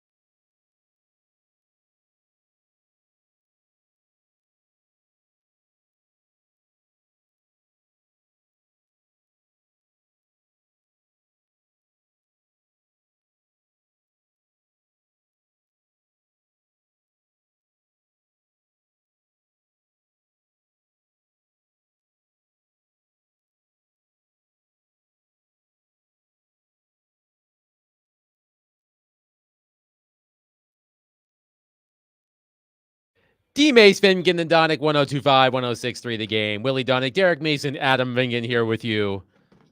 We have a couple of dad jokes. Joey from Bellevue, I see your dad joke. We absolutely cannot say that on the air. So we're not going to do that. He said, I much rather text this since I'm unsure it can be said on the radio. Well, I can't be say said. it either. So I see you, but we can't do it. All right. We do have another dad joke that I think is appropriate from an unnamed texter. Hey, Derek, how do you steal a coat? How do you steal a coat? Put it on. You jack it. Okay, I like that one. That I like one that is That's a mostly good one. appropriate. Yes, that's a good one. Do we have Okay. another one? Or That no? was it. Joey's is unfortunately inappropriate. So we can't do that. We do have one texter who wants to know, Derek, how you will choose to celebrate your induction into the Tennessee Sports Hall of Fame this summer. I haven't decided yet. I really haven't. I have some ideas. Open bar at the hotel. I'm sure it will be kind of sort of open. Somebody's gonna be paying for it. But no, I haven't really, I thought about it at the moment. Just the sure excitement of making it. But I'm the type of person, and it's weird because no matter how, and I'm appreciative of all of it, no matter how much, accolades I've garnered over my career, whether it be high school, college, or the NFL. I'm good for the moment, but then once the next day come, I'm moving on. It's like, yeah, I won it. It's great. I appreciate it. I thank those that thought highly of me enough, at least, to even put my name in such a prestigious hall like this one here, the Tennessee Sports Hall of Fame. A bunch of great names in that building. So for them to even think about and suggest I should be a part of that, and everybody said okay. Well, at least I'm gonna think everybody said okay. Then I take it, I absorb it, I'm honored, but then I move on. And it'll hit me again as we get closer to that date in July. That's when it's gonna hit me. That's when, as we start getting closer, that's when I will start thinking about it. By the way, that was Jason from Laverne who had the dad joke about That how was a to good steal one. a coat. So I just That want to was give a a good shout out to Jason. Thomas proper from Nashville says, can you text me Joey's joke since it can't be said on the radio? Can you text me Joey's joke? Okay, I'll text y'all Joey's joke. All right. Let's see. Another dad joke from Dwight in Kentucky. How do you make antifreeze? How you make antifreeze? Mhm. Freeze it, I guess. What? Hide her Anti- nightgown. Auntie, Oh, antifreeze. antifreeze. Okay, I got that one. That was a good one. All right. And Joni's here. Hello. Oh, Now I'm man. just thinking about those whatever commercials where it's like we have Yeah. ads. Expired. How many times are we going to see that on Super Bowl Sunday? Oh God. What do Too you many call? times. So what do you call a Christian quarterback? A Christian quarterback? A pastor. Ah! Speaking Speaking of Super Bowl Sunday, I just want to take this moment to just say there is one person, football adjacent, that I never need to see on my television again.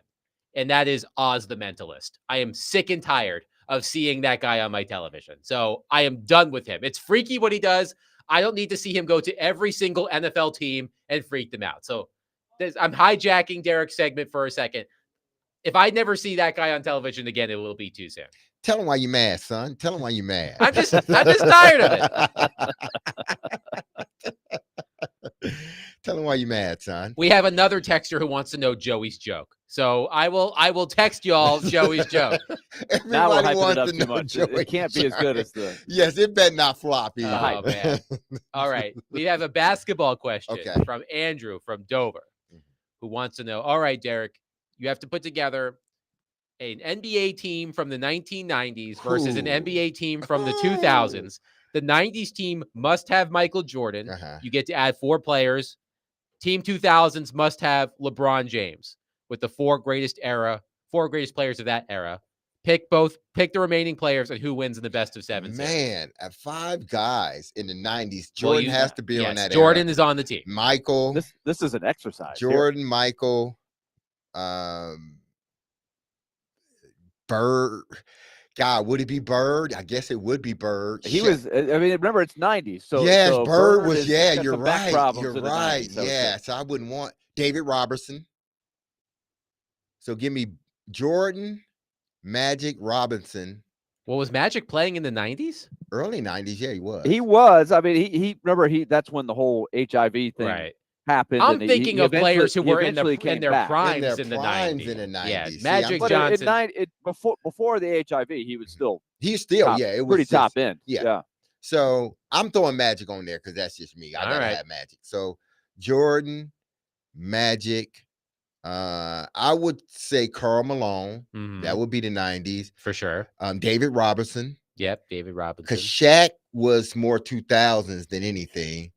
David Robinson. So I need what? 1 more? 2 more? Feel like you don't have a lot of guards on this team. Although Magic Well, you Johnson gotta can have Magic and handle the Jordan. ball. You can only Magic get and Jordan. 5, Yeah, right? There's Magic no and bench. Jordan are your guards. Okay. My center is David You Robinson. have David Robinson. My David 2 Robinson. forwards, Charles. Are you putting Barkley on the team? Yeah, I'm putting. You gotta put Barkley. on the Okay, so team, your man. team is Jordan, Magic Johnson, Charles Barkley, David Robinson, and who was Karl the last Malone. one? Karl Malone, Malone. yeah. Okay, that's a tough team right Yeah, there. Karl Malone. No shortage of toughness. All right, so your 2000s team with LeBron James as team captain. Oh man, Ron, KD, Mm-hmm. Shaq. Okay. Is this 2000 and 2010? It says or just says 2000s? Yeah, so I got it. You got Shaq, 25 Kobe. years to pick from. Yeah, there. Kobe, Wow, that's a lot. Shaq, LeBron. Let me see, Kobe, Shaq, LeBron, Okay, you said KD. and KD, and who would be Steph? my 5th? Yeah, Steph. Okay. And Well, who see, would- that's why I asked the question. Yes. Because Yeah, We- because we Steph need- is we like, probably yeah, needed they to- should have broken it down like, Yeah. in 10-year increments. right. So who would win that series? Best of 7. Man, best of 7. Whew, that'd be a tough one.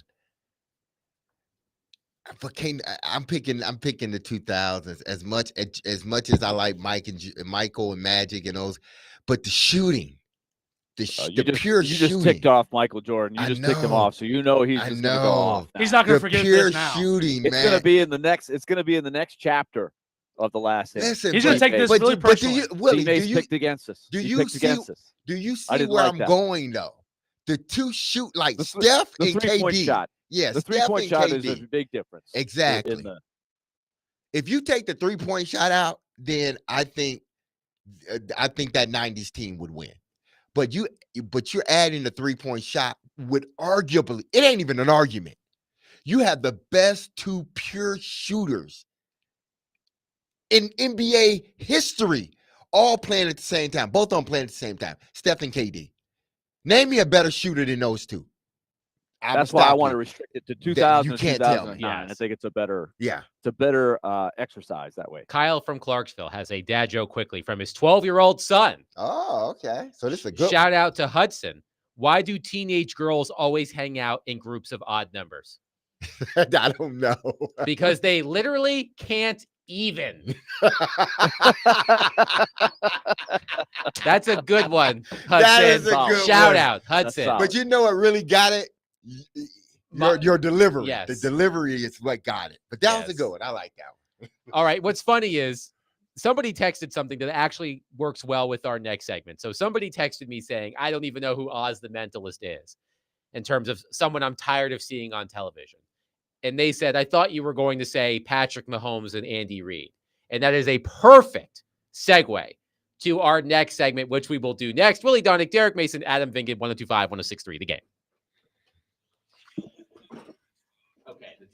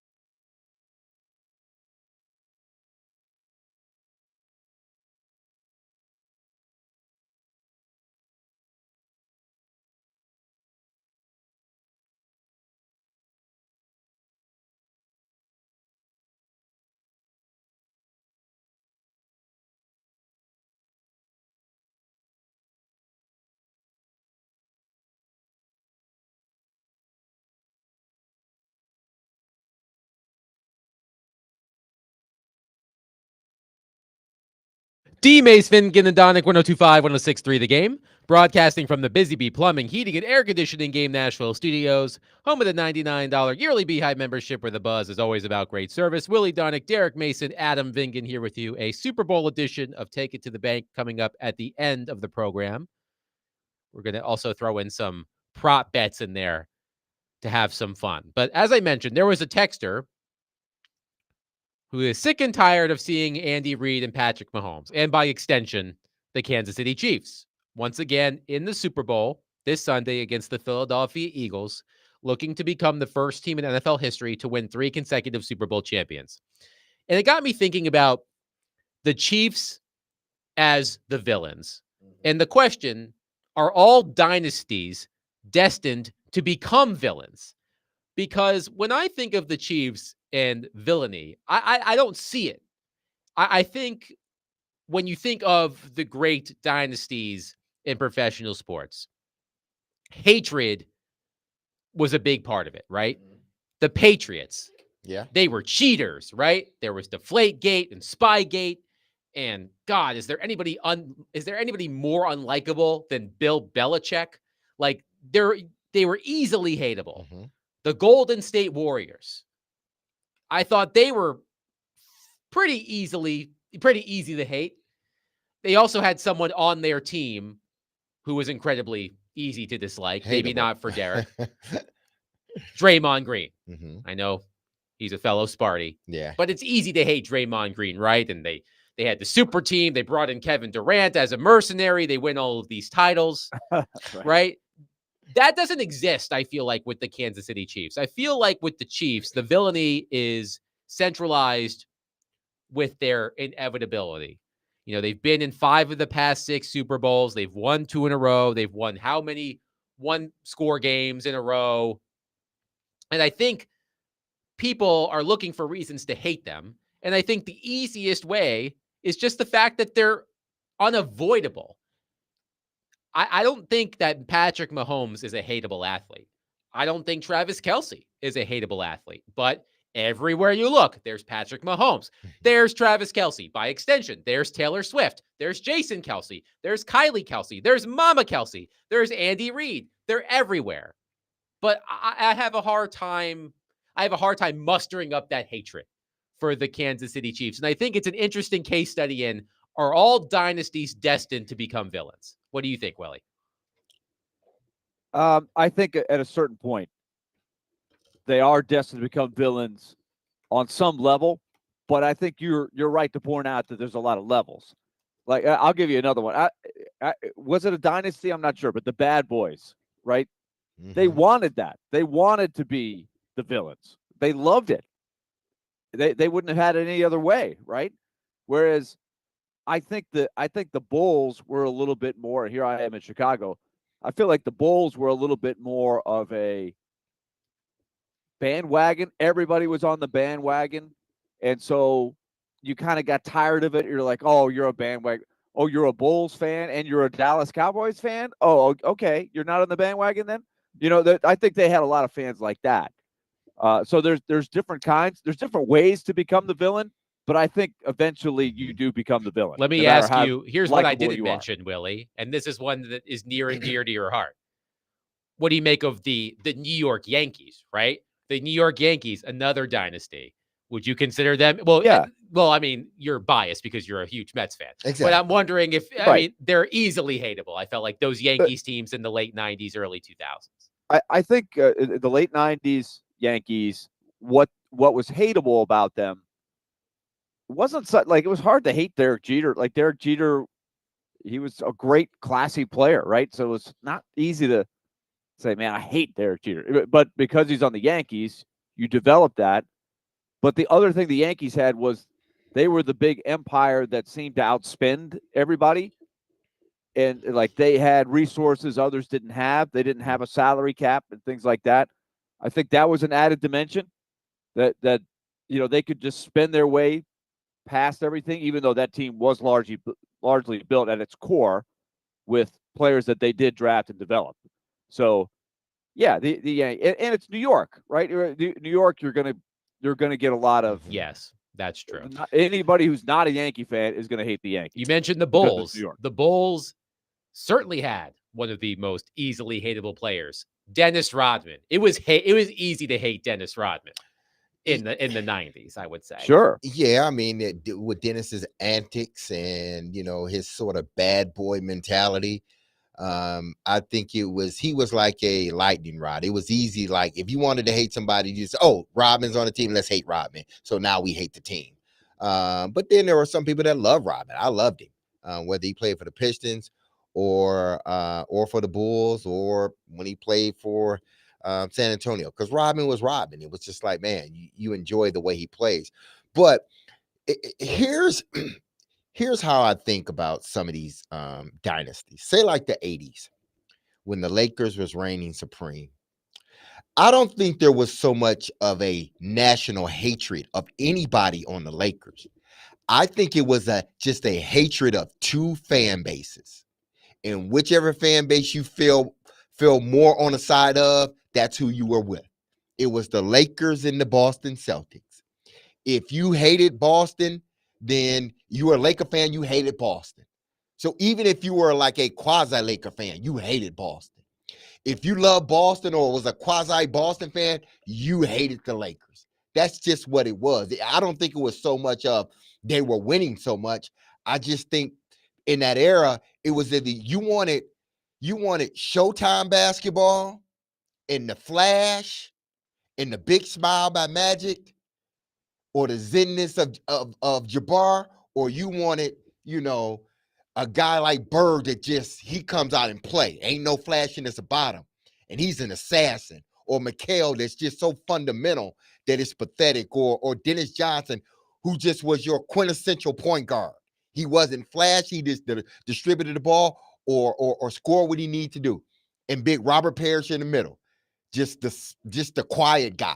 Just going about his business, but don't mess with him because he will swing on you. Well, I think part of we talked about this earlier this week, and it's been a talking point throughout the lead up to the Super Bowl and even before that. The whole thing with the Chiefs and the referees, it's contrived because people are looking for a reason to hate the Chiefs. It's like I said, I think the reason why people hate the Chiefs is because they're just annoyed of seeing the Chiefs. But I don't think that I don't think Travis Kelce is hateable. Now, you're probably sick of seeing Travis Kelce on his podcast and on every show and all of the pictures and videos of him and Taylor Swift and all the shots of Taylor Swift in the suite during the games. You're probably sick of seeing that. But I don't see Travis Kelce as a hateable person. He seems like a pretty nice guy. But I can totally understand God, I'm sick of the Kelces, man. Everywhere I look, there's a Kelce. I went to the grocery store the other day, and I guess Travis and Jason Kelce have, they talked maybe one time about, when they were kids, they had a cereal where they would put the Lucky Charms in with the Cinnamon Toast Crunch in with the Cocoa Puffs. And then General Mills or whichever company made a cereal, which is all of those cereals mixed up. And they were staring at me in the cereal aisle at the grocery store. I couldn't even get away from the Kelces at the grocery store. Willie, that's not a good mixture. I don't feel like that would be a good mixture. Yeah. Let me confirm the cereal. Yeah. Let me confirm the cereal. But what I think it is with Kansas City, I think there are some, just like in any dynasty, in any sport, I think there are some hatred. There is just some hatred of Mahomes because you may hate the way he sounds when he talks. He got the squeaky voice, or you may dislike some other things, or you may dislike Travis Kelce because of whatever the case may be. But I think the majority of I want to see the dynasty, somebody, in the dynasty. I think a lot of it has to do with it's perceived, not to say that it's actually happening, but it's perceived that in tough situations, Kansas City seems to be bailed out every time. And teams or individuals, after a while, they get tired of that because they think you have an added advantage. Just like if they thought somebody was taking steroids or the Deflategate, even though that probably really wasn't a big deal in the big scheme of things, but it was something that seemed to help, New England. An underrated part of the hatred when Tom Brady dumped his girlfriend who was pregnant for a supermodel. That Yeah. also kind of played Yeah, into the that hatred, would too. rub people the wrong way too. So I rub a lot of ladies the wrong way. By the way, so. the cereal, the Kelsey cereal is a mixture of Lucky Charms, Cinnamon Toast Crunch, and Reese's Puffs, not that's Cocoa Puffs. Willie, that It doesn't mix for me. yeah, I'm a big sugar cereal person on Yeah, occasion. but that- I don't feel like I would want to do that. But there's That not. sounds like Hold a on. There's Science not experiment many. going wrong. But there's not many cereals that you can take, or is it cereal? Or cereals that you can take and put together that would end up being a good cereal. Right. But my point is that you can't even go to the grocery store without Yeah, seeing a you're right. Kelsey staring at you if you I would wander say down the they- wrong aisle. They have a lot of exposure for a smaller market team. Yeah. Right. Yes. I think that's probably the thing that gets annoying is those commercials that are always coming on. You see Patrick Mahomes and Andy Reid all the time. But don't we agree though that they don't quite have all of the ingredients of being hateable, right? They don't have the big market. Yeah. They don't have big advantages because of the market they're in financially. They don't really like don't being hate the the head villain. coach? Like remember the Raiders would be another team from my childhood. They Oh, they loved being loved the it, yeah. villain. That they embraced it. That's what they wanted The to be. Pistons.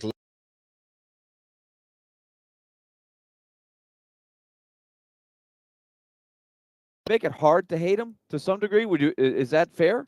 Yeah, I think That's yeah. that's my larger point. Yeah, it's hard when Andy Reid's sitting on the sideline. It's like it's hard to hate any team that he's coaching. Right. Bill Belichick, Yeah, he's he's not a there. big He's got not the an scowl on his egomaniac, face. right? He's got No. the scowl on his face. And by the way, it was really nice of Bill Belichick to take his daughter to the NFL honors last night. I'm not even going there. I'm not even touching that one. All right. But Bill Belichick is, I mean, touche, though. I'm not he touching just scowled all the time in the Uh. stupid sweatshirt. Like I just hated that sweatshirt. I was like, wear a real sweatshirt. Put the sleeves on. Like he was just like Andy Reid. You know, he kind of reminds you of Santa Claus, right? Yeah. He's holly and he's jolly. Like He's the favorite uncle. That's Right. just what Andy Reid is. He's the favorite uncle. Everybody loves Uncle Andy whenever he comes around.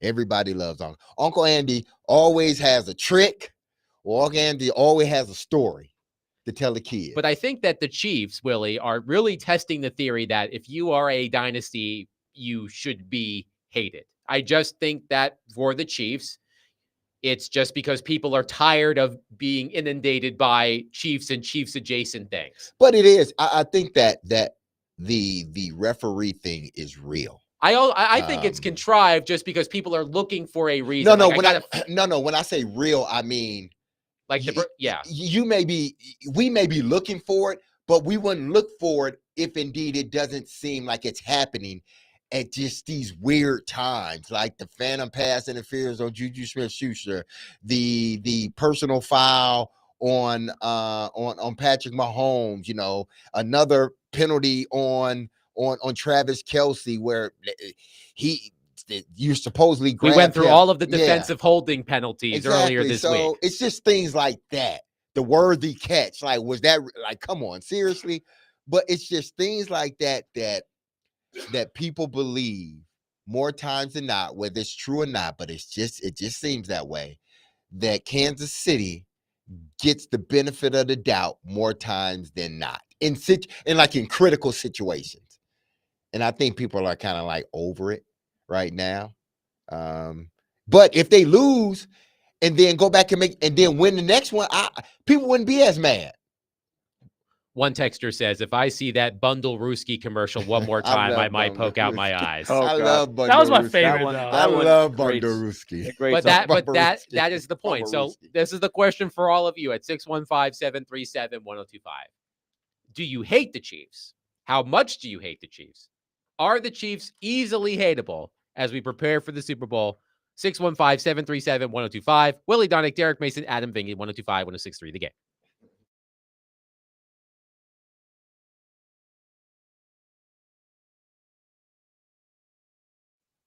All right, let's talk league company. I'm up here in Chicago. It's the Predators and the Chicago Blackhawks tonight. Then it's the Buffalo Sabres in Nashville tomorrow night. So a little back-to-back action. Our radio coverage will be brought to you, as always, by Lee Company. In service since 1944 in our listening area. They keep you protected when it comes to the things that run your household. 4 in particular: heating, cooling, plumbing, and electric. They've got the home maintenance plan that will service you year-round and get annual checkups with those services. And if you do need repairs, you get discounts on those repairs. It's a good system that Lee Company has had, and it's worked for a lot of their customers for a long, long period of time. You pay a small monthly fee. It's well worth it because you're going to save money in the long term because they're going to find those small problems before they become big problems. It's Lee Company. In business since 1944. Here's the phone number, 615-567-1000 or leecompany.com. That's 615-567-1000 or leecompany.com. Proud sponsor, Nashville Predators.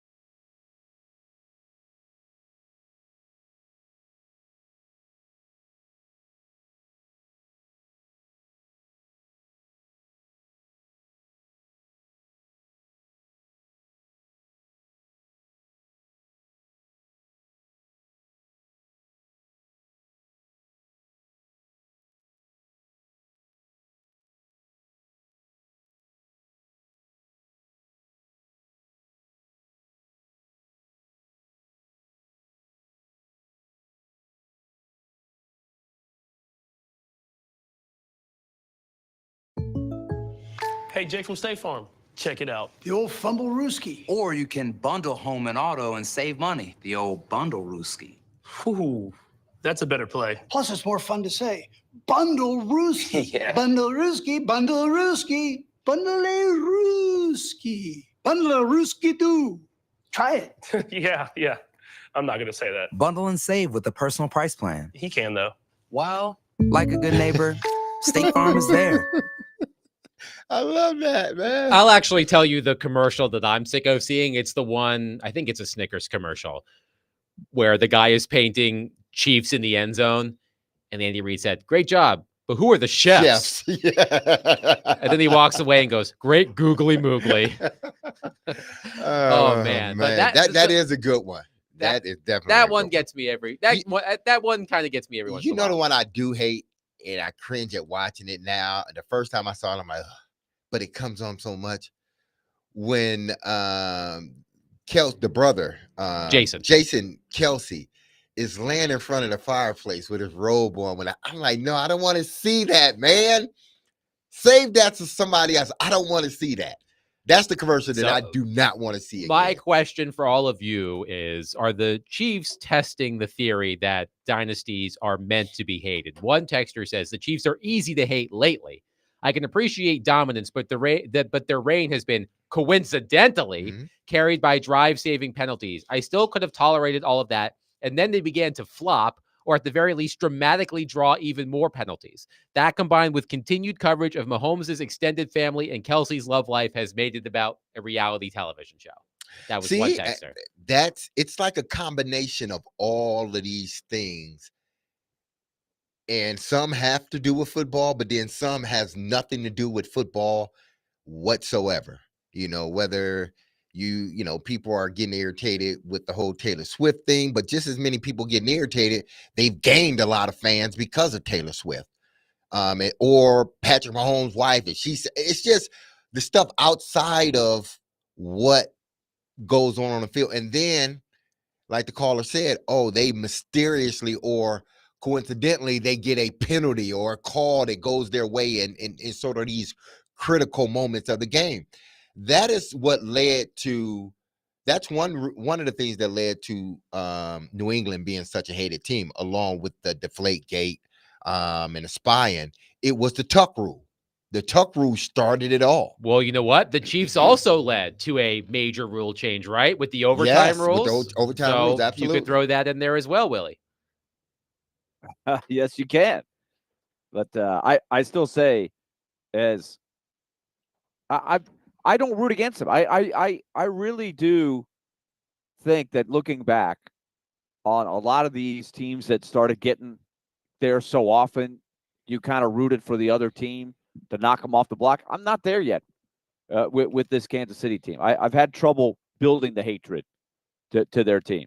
I don't hate like other teams. I don't see extreme situations. I definitely think that a star player like Mahomes, a team like the Chiefs, they do get benefit of the doubt on some calls, but I don't think it's egregious. We went through it earlier this week. We went through all the penalties and when everything else. When you are on national television, as much those as the Kansas City Chiefs, those were compelling numbers, though, the defensive hold. Yes, sure. when you are on national television, as much as the Kansas City Chiefs, and you are playing tight games as often as the Kansas City Chiefs play tight games, it would be different if the Chiefs were just blowing everybody out, right? Because then the referees couldn't play a significant factor, most likely, in the outcome of the game. But the combination of being on TV so much, being on primetime during the regular season, being in the playoffs, being in the Super Bowl every year, and the fact that all of their games are tight, it's a dangerous mix. But here's the thing, at least from my standpoint, I don't hate what they're doing. I just want Philly to win. I just want Jalen Hurts to win the Super Bowl. I want A.J. Brown to win the Super Bowl. I want those guys on that team in that city to win a Super Bowl. I just want Philly to win. It has nothing to do with Kansas City, really. But again, I think, just think about this. The Kansas City Chiefs was one offside away from stopping Tom Brady from going to a Super Bowl, and they ultimately end up winning it. People were cheering for Kansas City to win that game. Why? Because they hated New England so much. And now the hero has become the villain, the potential hero, that team, and they ultimately became the hero when they ultimately toppled, New England, and they started going to Super Bowls. But you went from being the hero or a guy that was a team that was seen as please beat New England, please end the dynasty, to being now the team that people hate. And people are looking at Philly like, please please end this dynasty. And if Philly wins this one and they win the next one, people are going to be hating Philadelphia for that same reason. You know what that's called? Sports. Yeah. Philly's got a little bit more of, we love being the villain, right? We don't mind if everybody else hates us. It's us against the world. I think Philly's got that. Yeah. Right. Much but more that's throughout Philly, period. Whether it's the Sixers, the Phillies. Yeah. It's just that mentality that they have. One texter says the Chiefs aren't villainous. They've just been overexposed. And yes, that Bundle Ruski commercial is annoying AF. I turn the channel when it comes on. And I know. that's my listen. larger I had point. to cover my ears when you just played it. That's I'm my I'm done. That's my larger point. It's not about, there have been I was about to say there have been no scandals. They've had their share. They've had their share, but nothing to the extent of on the field as Spygate and Deflategate, right? Nobody thinks the Chiefs are cheating. I guess you could say, well, they're flopping and therefore they're cheating. To me, it's about the overexposure. Mm-hmm. That's what it's about. It's just everywhere you look, if you are a sports fan, and even if you're not a sports fan, everywhere you look, there is some Chiefs adjacent thing staring you right in the face. Like I said, going to the grocery store and seeing a cereal box with the Kelsey brothers on it, or anything related to Taylor Swift, or what have you. And that certainly plays into it. It's that Chiefs fatigue, right? That we talked about after the AFC title game. People just want to see something else. It's like, what else is on? You're tired of seeing the same shows, the same commercials. So it's interesting to me. It is a really interesting thing. I do think the Chiefs are testing this villainous dynasty thing that we've grown accustomed to in sports. Yeah, I think every team, once you are sort of in that space, that rarefied space that not many teams get to, or not many individuals get to. I think once you get to that point and you start to sort of consistently stay there, or consistently dominate, people sometimes love the hunter. People love the hunter because I'm going to get it. Yeah. And watch all the things that they go through and they do, and they're chasing that one thing, and everybody wants to know if they're going to get it. People like the hunter. But when you've captured that, people don't look at you the same. Now they look at you different. Now they're looking for the next person to hunt you. And that's just how sports is. No matter if you're hard to hate or not, people are still going to find ways to hate you or dislike you or hope that you lose. Not because I can pick out one or two guys that are just guys that are hateable guys. It's just that now you have the mantle, and now everybody wants you, and everybody wants to see you fall or see who gets you. That's been sports for the longest. And that's life to an extent as well. But I think no matter what, they could have went through this squeaky clean. Nobody ever gets in trouble. Travis Kelce never dates Taylor Swift. Mahomes, they never do these crazy commercials. They could have went through this whole thing squeaky clean, and people would still find a reason to hate them. Because because they're winning. Yeah. I'll give you one other thing that I think happens, guys, is they love to tear you down when you're at the top. But then once you're down, I think you can get like a second win where people kind of want you to get back up there.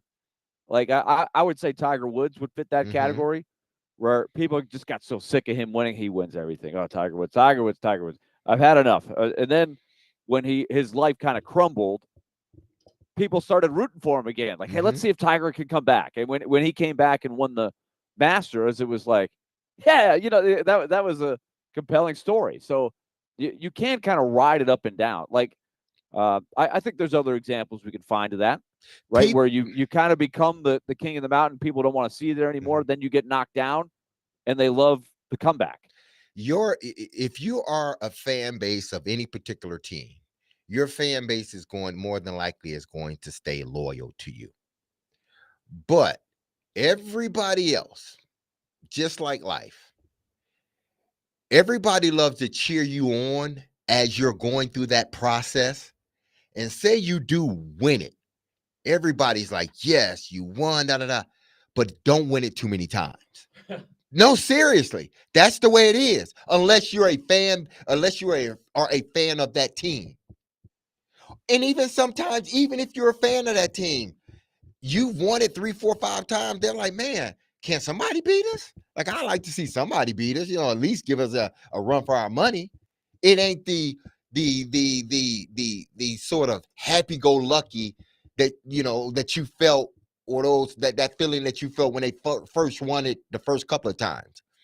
But I think it all goes back to, yeah, I like to see you chase to achieve that.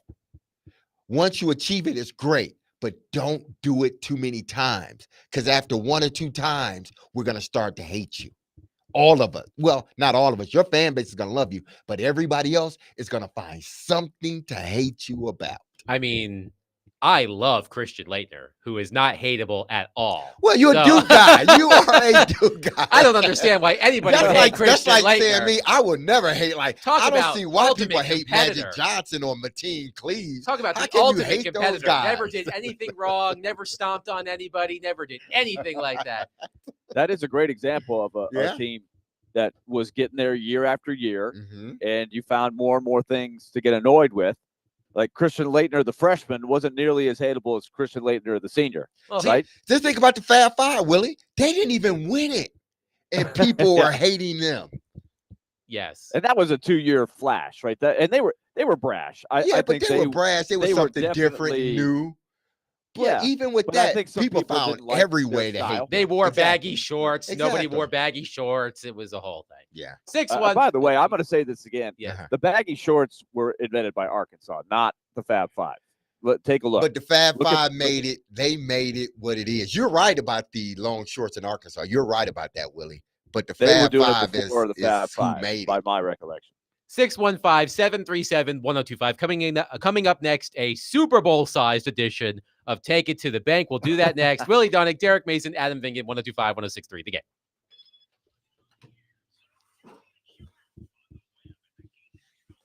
Oh boy.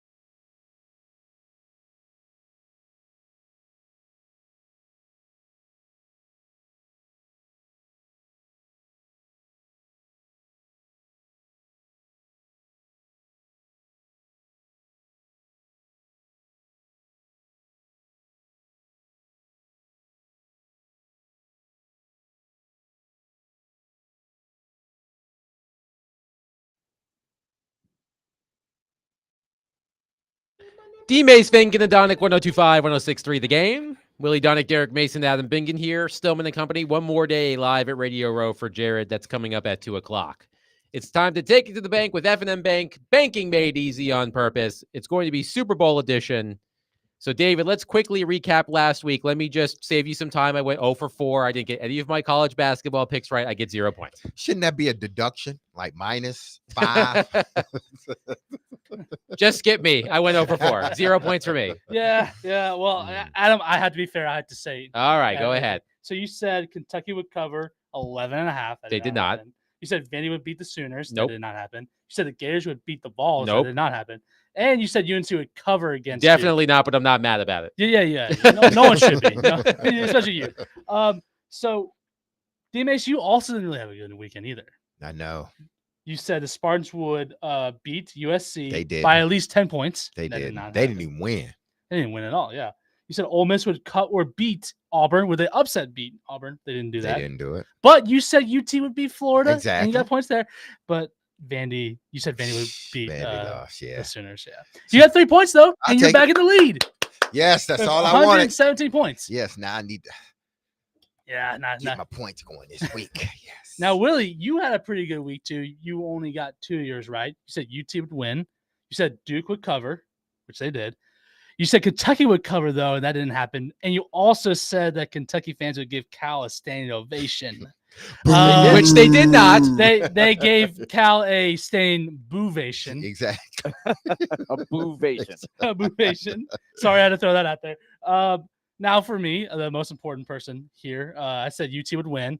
I said PJ Haggerty would go over 20 points for the Memphis game on Sunday. He did. He had 24 points, I believe. I would say Arkansas won, which again, I know what I'm talking about. I know ball, like I said before. like I've been saying, I know ball. And goodness. But this is the part that I don't know ball. I said Indiana would beat Purdue, and that did not happen. Indiana's about to fire their coach. So yeah. So what do I know? Wah, wah, wah. All right, so Derek is back in the lead. So Yes. Derek, let's quickly make our individual selections because then we have a couple of props that we're all going to do. But I thought we had to do. Are we doing strictly NFL? We are doing Super Bowl only Super Bowl for our only. Okay. individual selections. All right. What is the line on this game? I don't. Kansas City -1. I do believe that Philly wins. Okay.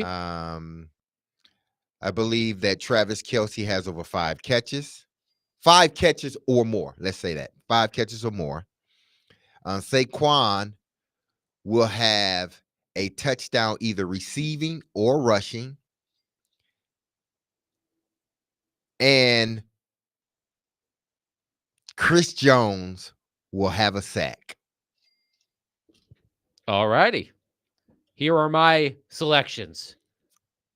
The opening coin toss will be tails. Heads has come up in 3 of the past 4 Super Bowls. Tails is due. So tails will be the opening coin toss.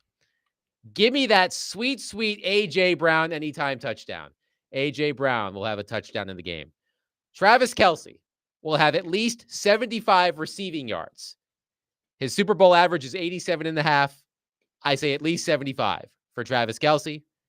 And the Chiefs will trail at halftime. The Chiefs have trailed at halftime in each of their Super Bowl wins, 24-14 against the Eagles the first time and 10-3 against the Niners last year. So the Chiefs will be behind the Eagles at halftime. Willie? All right. I'll take the Chiefs to 3-peat. I guess you want to toss the point in there. This is I guess I'll give the point. There will be at least one missed field goal in the game by one of the kickers. There will be a missed field goal, missed or blocked. I will take Saquon for 100. That's been my money. That's been money for me. These picks, I've been getting points with that. And finally, I'm trying to come up with a creative one here. Let's say that the quarterbacks will combine for 3 or more touchdown passes. 3 or more touchdown passes combined. David? So I believe that the the most important play, the biggest play in all of football, which is the brotherly shove, the push or the tush push. I think the Chiefs will actually stop that. I think it'll be happening twice. I think they'll stop the tush push twice. Okay. I think Twice. Wow. Yes, yeah, I know. That's bold. That it's a good. They're a good defense. Okay. I also think D Hop will have 2 catches for 20+ yards. Now that's the total. He'll have 20+ yards, but had 2 catches.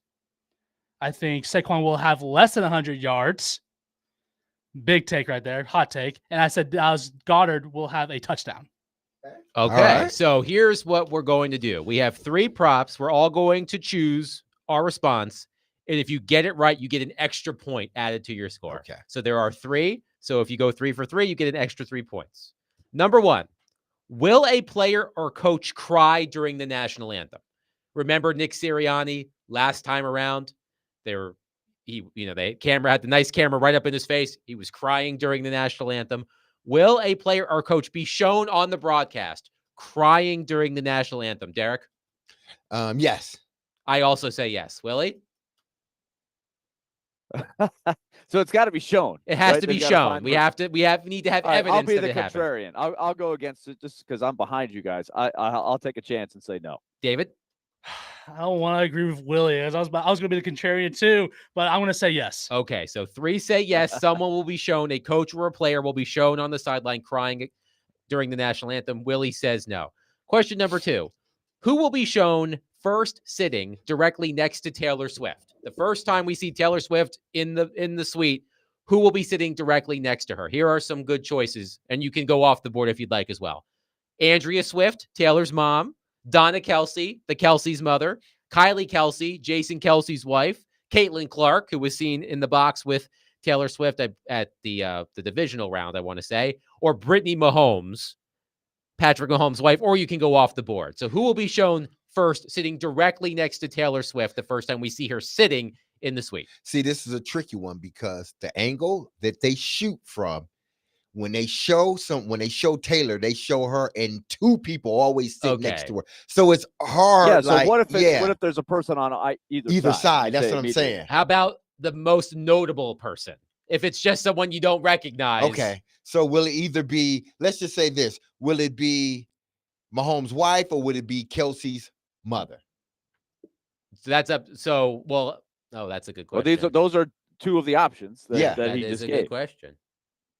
So we can do that. So I would say it's Kelsey's mom. Can the answer be more than one? I would say Like, Kelsey's mom. Okay. Well, I got to take Kelsey's mom too. That's the one. I do think that I'll is. go with I that, do then. think that is a popular one. So you both say that Donna Kelce will be. It's got to the be one. Kylie. Come on. It's got to be Kylie. I am going to say Jason. I am going to say Jason Kelce. Oh, I'm going to say okay. Jason Kelce. Derek and Willie say Mama Kelce. David says Kylie Kelce. Kylie. Okay, yep. so it's going to be a Kelce. Let's see who's Kelce. One of them damn Kelseys. It's going to be a Kelce. Let's see which Kelce it is, and we'll have screenshots and we'll do the Zapruder film to say, well, no, this person was actually sitting closer to Taylor Swift. We can measure. All right, we'll see. Okay, final prop. Tom Brady's color, the tie color for Tom Brady in the booth. We do actually have odds on this. So Tom Brady's tie color, he's calling the Super Bowl as part of Fox. Blue is the favorite at plus 175. Gray/silver at plus 300. No tie at plus 320. Red at plus 600. Black at plus 1200. Green at plus 1200. Pink at plus 1200. Yellow at plus 1200. Derek, what color will Tom Brady's tie be? And it has to be the base of the tie. So if he's wearing a tie with a print, it has to be the base color of the tie. See, Tom is more like the pretty boy now. And under any other circumstance, I think he would go no tie, button down just a little bit. But because this is such a big event, I think he goes with the blue. All right. Navy, is it navy blue? It just says blue. Blue. So okay. any shade of of blue. Any shade of blue. I am going to go with a gray or silver tie for Tom Brady. Willie? So is that for the Raiders? Is that? It might be. It might be. Okay, so I was thinking blue, but I kind of don't want to take what D-Mace takes. What are my other choices? Red, right? Blue, I gray don't or wanna silver, no tie, red, black, green, pink, or yellow. You Is want- there a degree of difficulty of points? So I get no, extra points it's if I no think? degree of difficulty. No degree of Willie. difficulty. 1 point. Oh man. I'm gonna go. I'm gonna go blue. That was my Okay. first thought. Why didn't we have this one? Go ahead. Go, so what's I'll go black. okay, black. The color Gatorade that will be used 'Cause that's on the dumping of a coach. that's a We sim- got no, but we gotta give it. That's a tradition, man. All right. You Want to gotta throw say one the more in color here, of David? Gatorade. Let's That's throw one fine, more. that's okay, fine. Go ahead, Derek. Throw one in there. I don't have the odds. The for this color one. that has been most guess the color that has been most used. Purple. No. Orange. Orange. Orange has been the color that has been most used since 2001. Okay. So, with that being said, what was last year's? I didn't even look at that. I don't remember. I'm did look this up. I'm going blue. With the blue tie, I'm going blue Gatorade. I'll go purple. Willie? I'll go green. I'll go white. Okay. Go all green, right. go white? Is that what Yeah. we're doing at the end Exactly. of the program? Nobody picked orange Would that as it be being the Frost? dominant color or flavor. White Gatorade. Yes, Yeah, maybe. frost. Yes. The aqua, yeah, the Yeah, I frost can one, see yeah. them going with the frost too because Yeah. it won't make a mess. Yeah, I get it. All right. Well, those are our Super Bowl picks for Take It to the Bank presented by F&M Bank. Everybody, enjoy the game on Sunday. Jared has sent me his guest list for today's edition of Stillman & Company. There are some heavy hitters, let me tell you. Woo-hoo. Mike Florio will be on the program. Chris Fowler will be on the program. Steve Levy will be on the program. On with your bad Aaron self. Schatz will be on the program. Kurt Schilling, for some reason, will be on the program. Chad Chill, dog. Withrow will be on the program. And last but certainly not least, she might be on Friday, but she's a Thursday person in our hearts. Caroline Fenton will be on the program as well. A loaded Stillman & Company coming up next. Have a great weekend, everybody. Love everybody. Love your people. Be blessed. Be a blessing to others. Have a safe, wonderful weekend. Peace.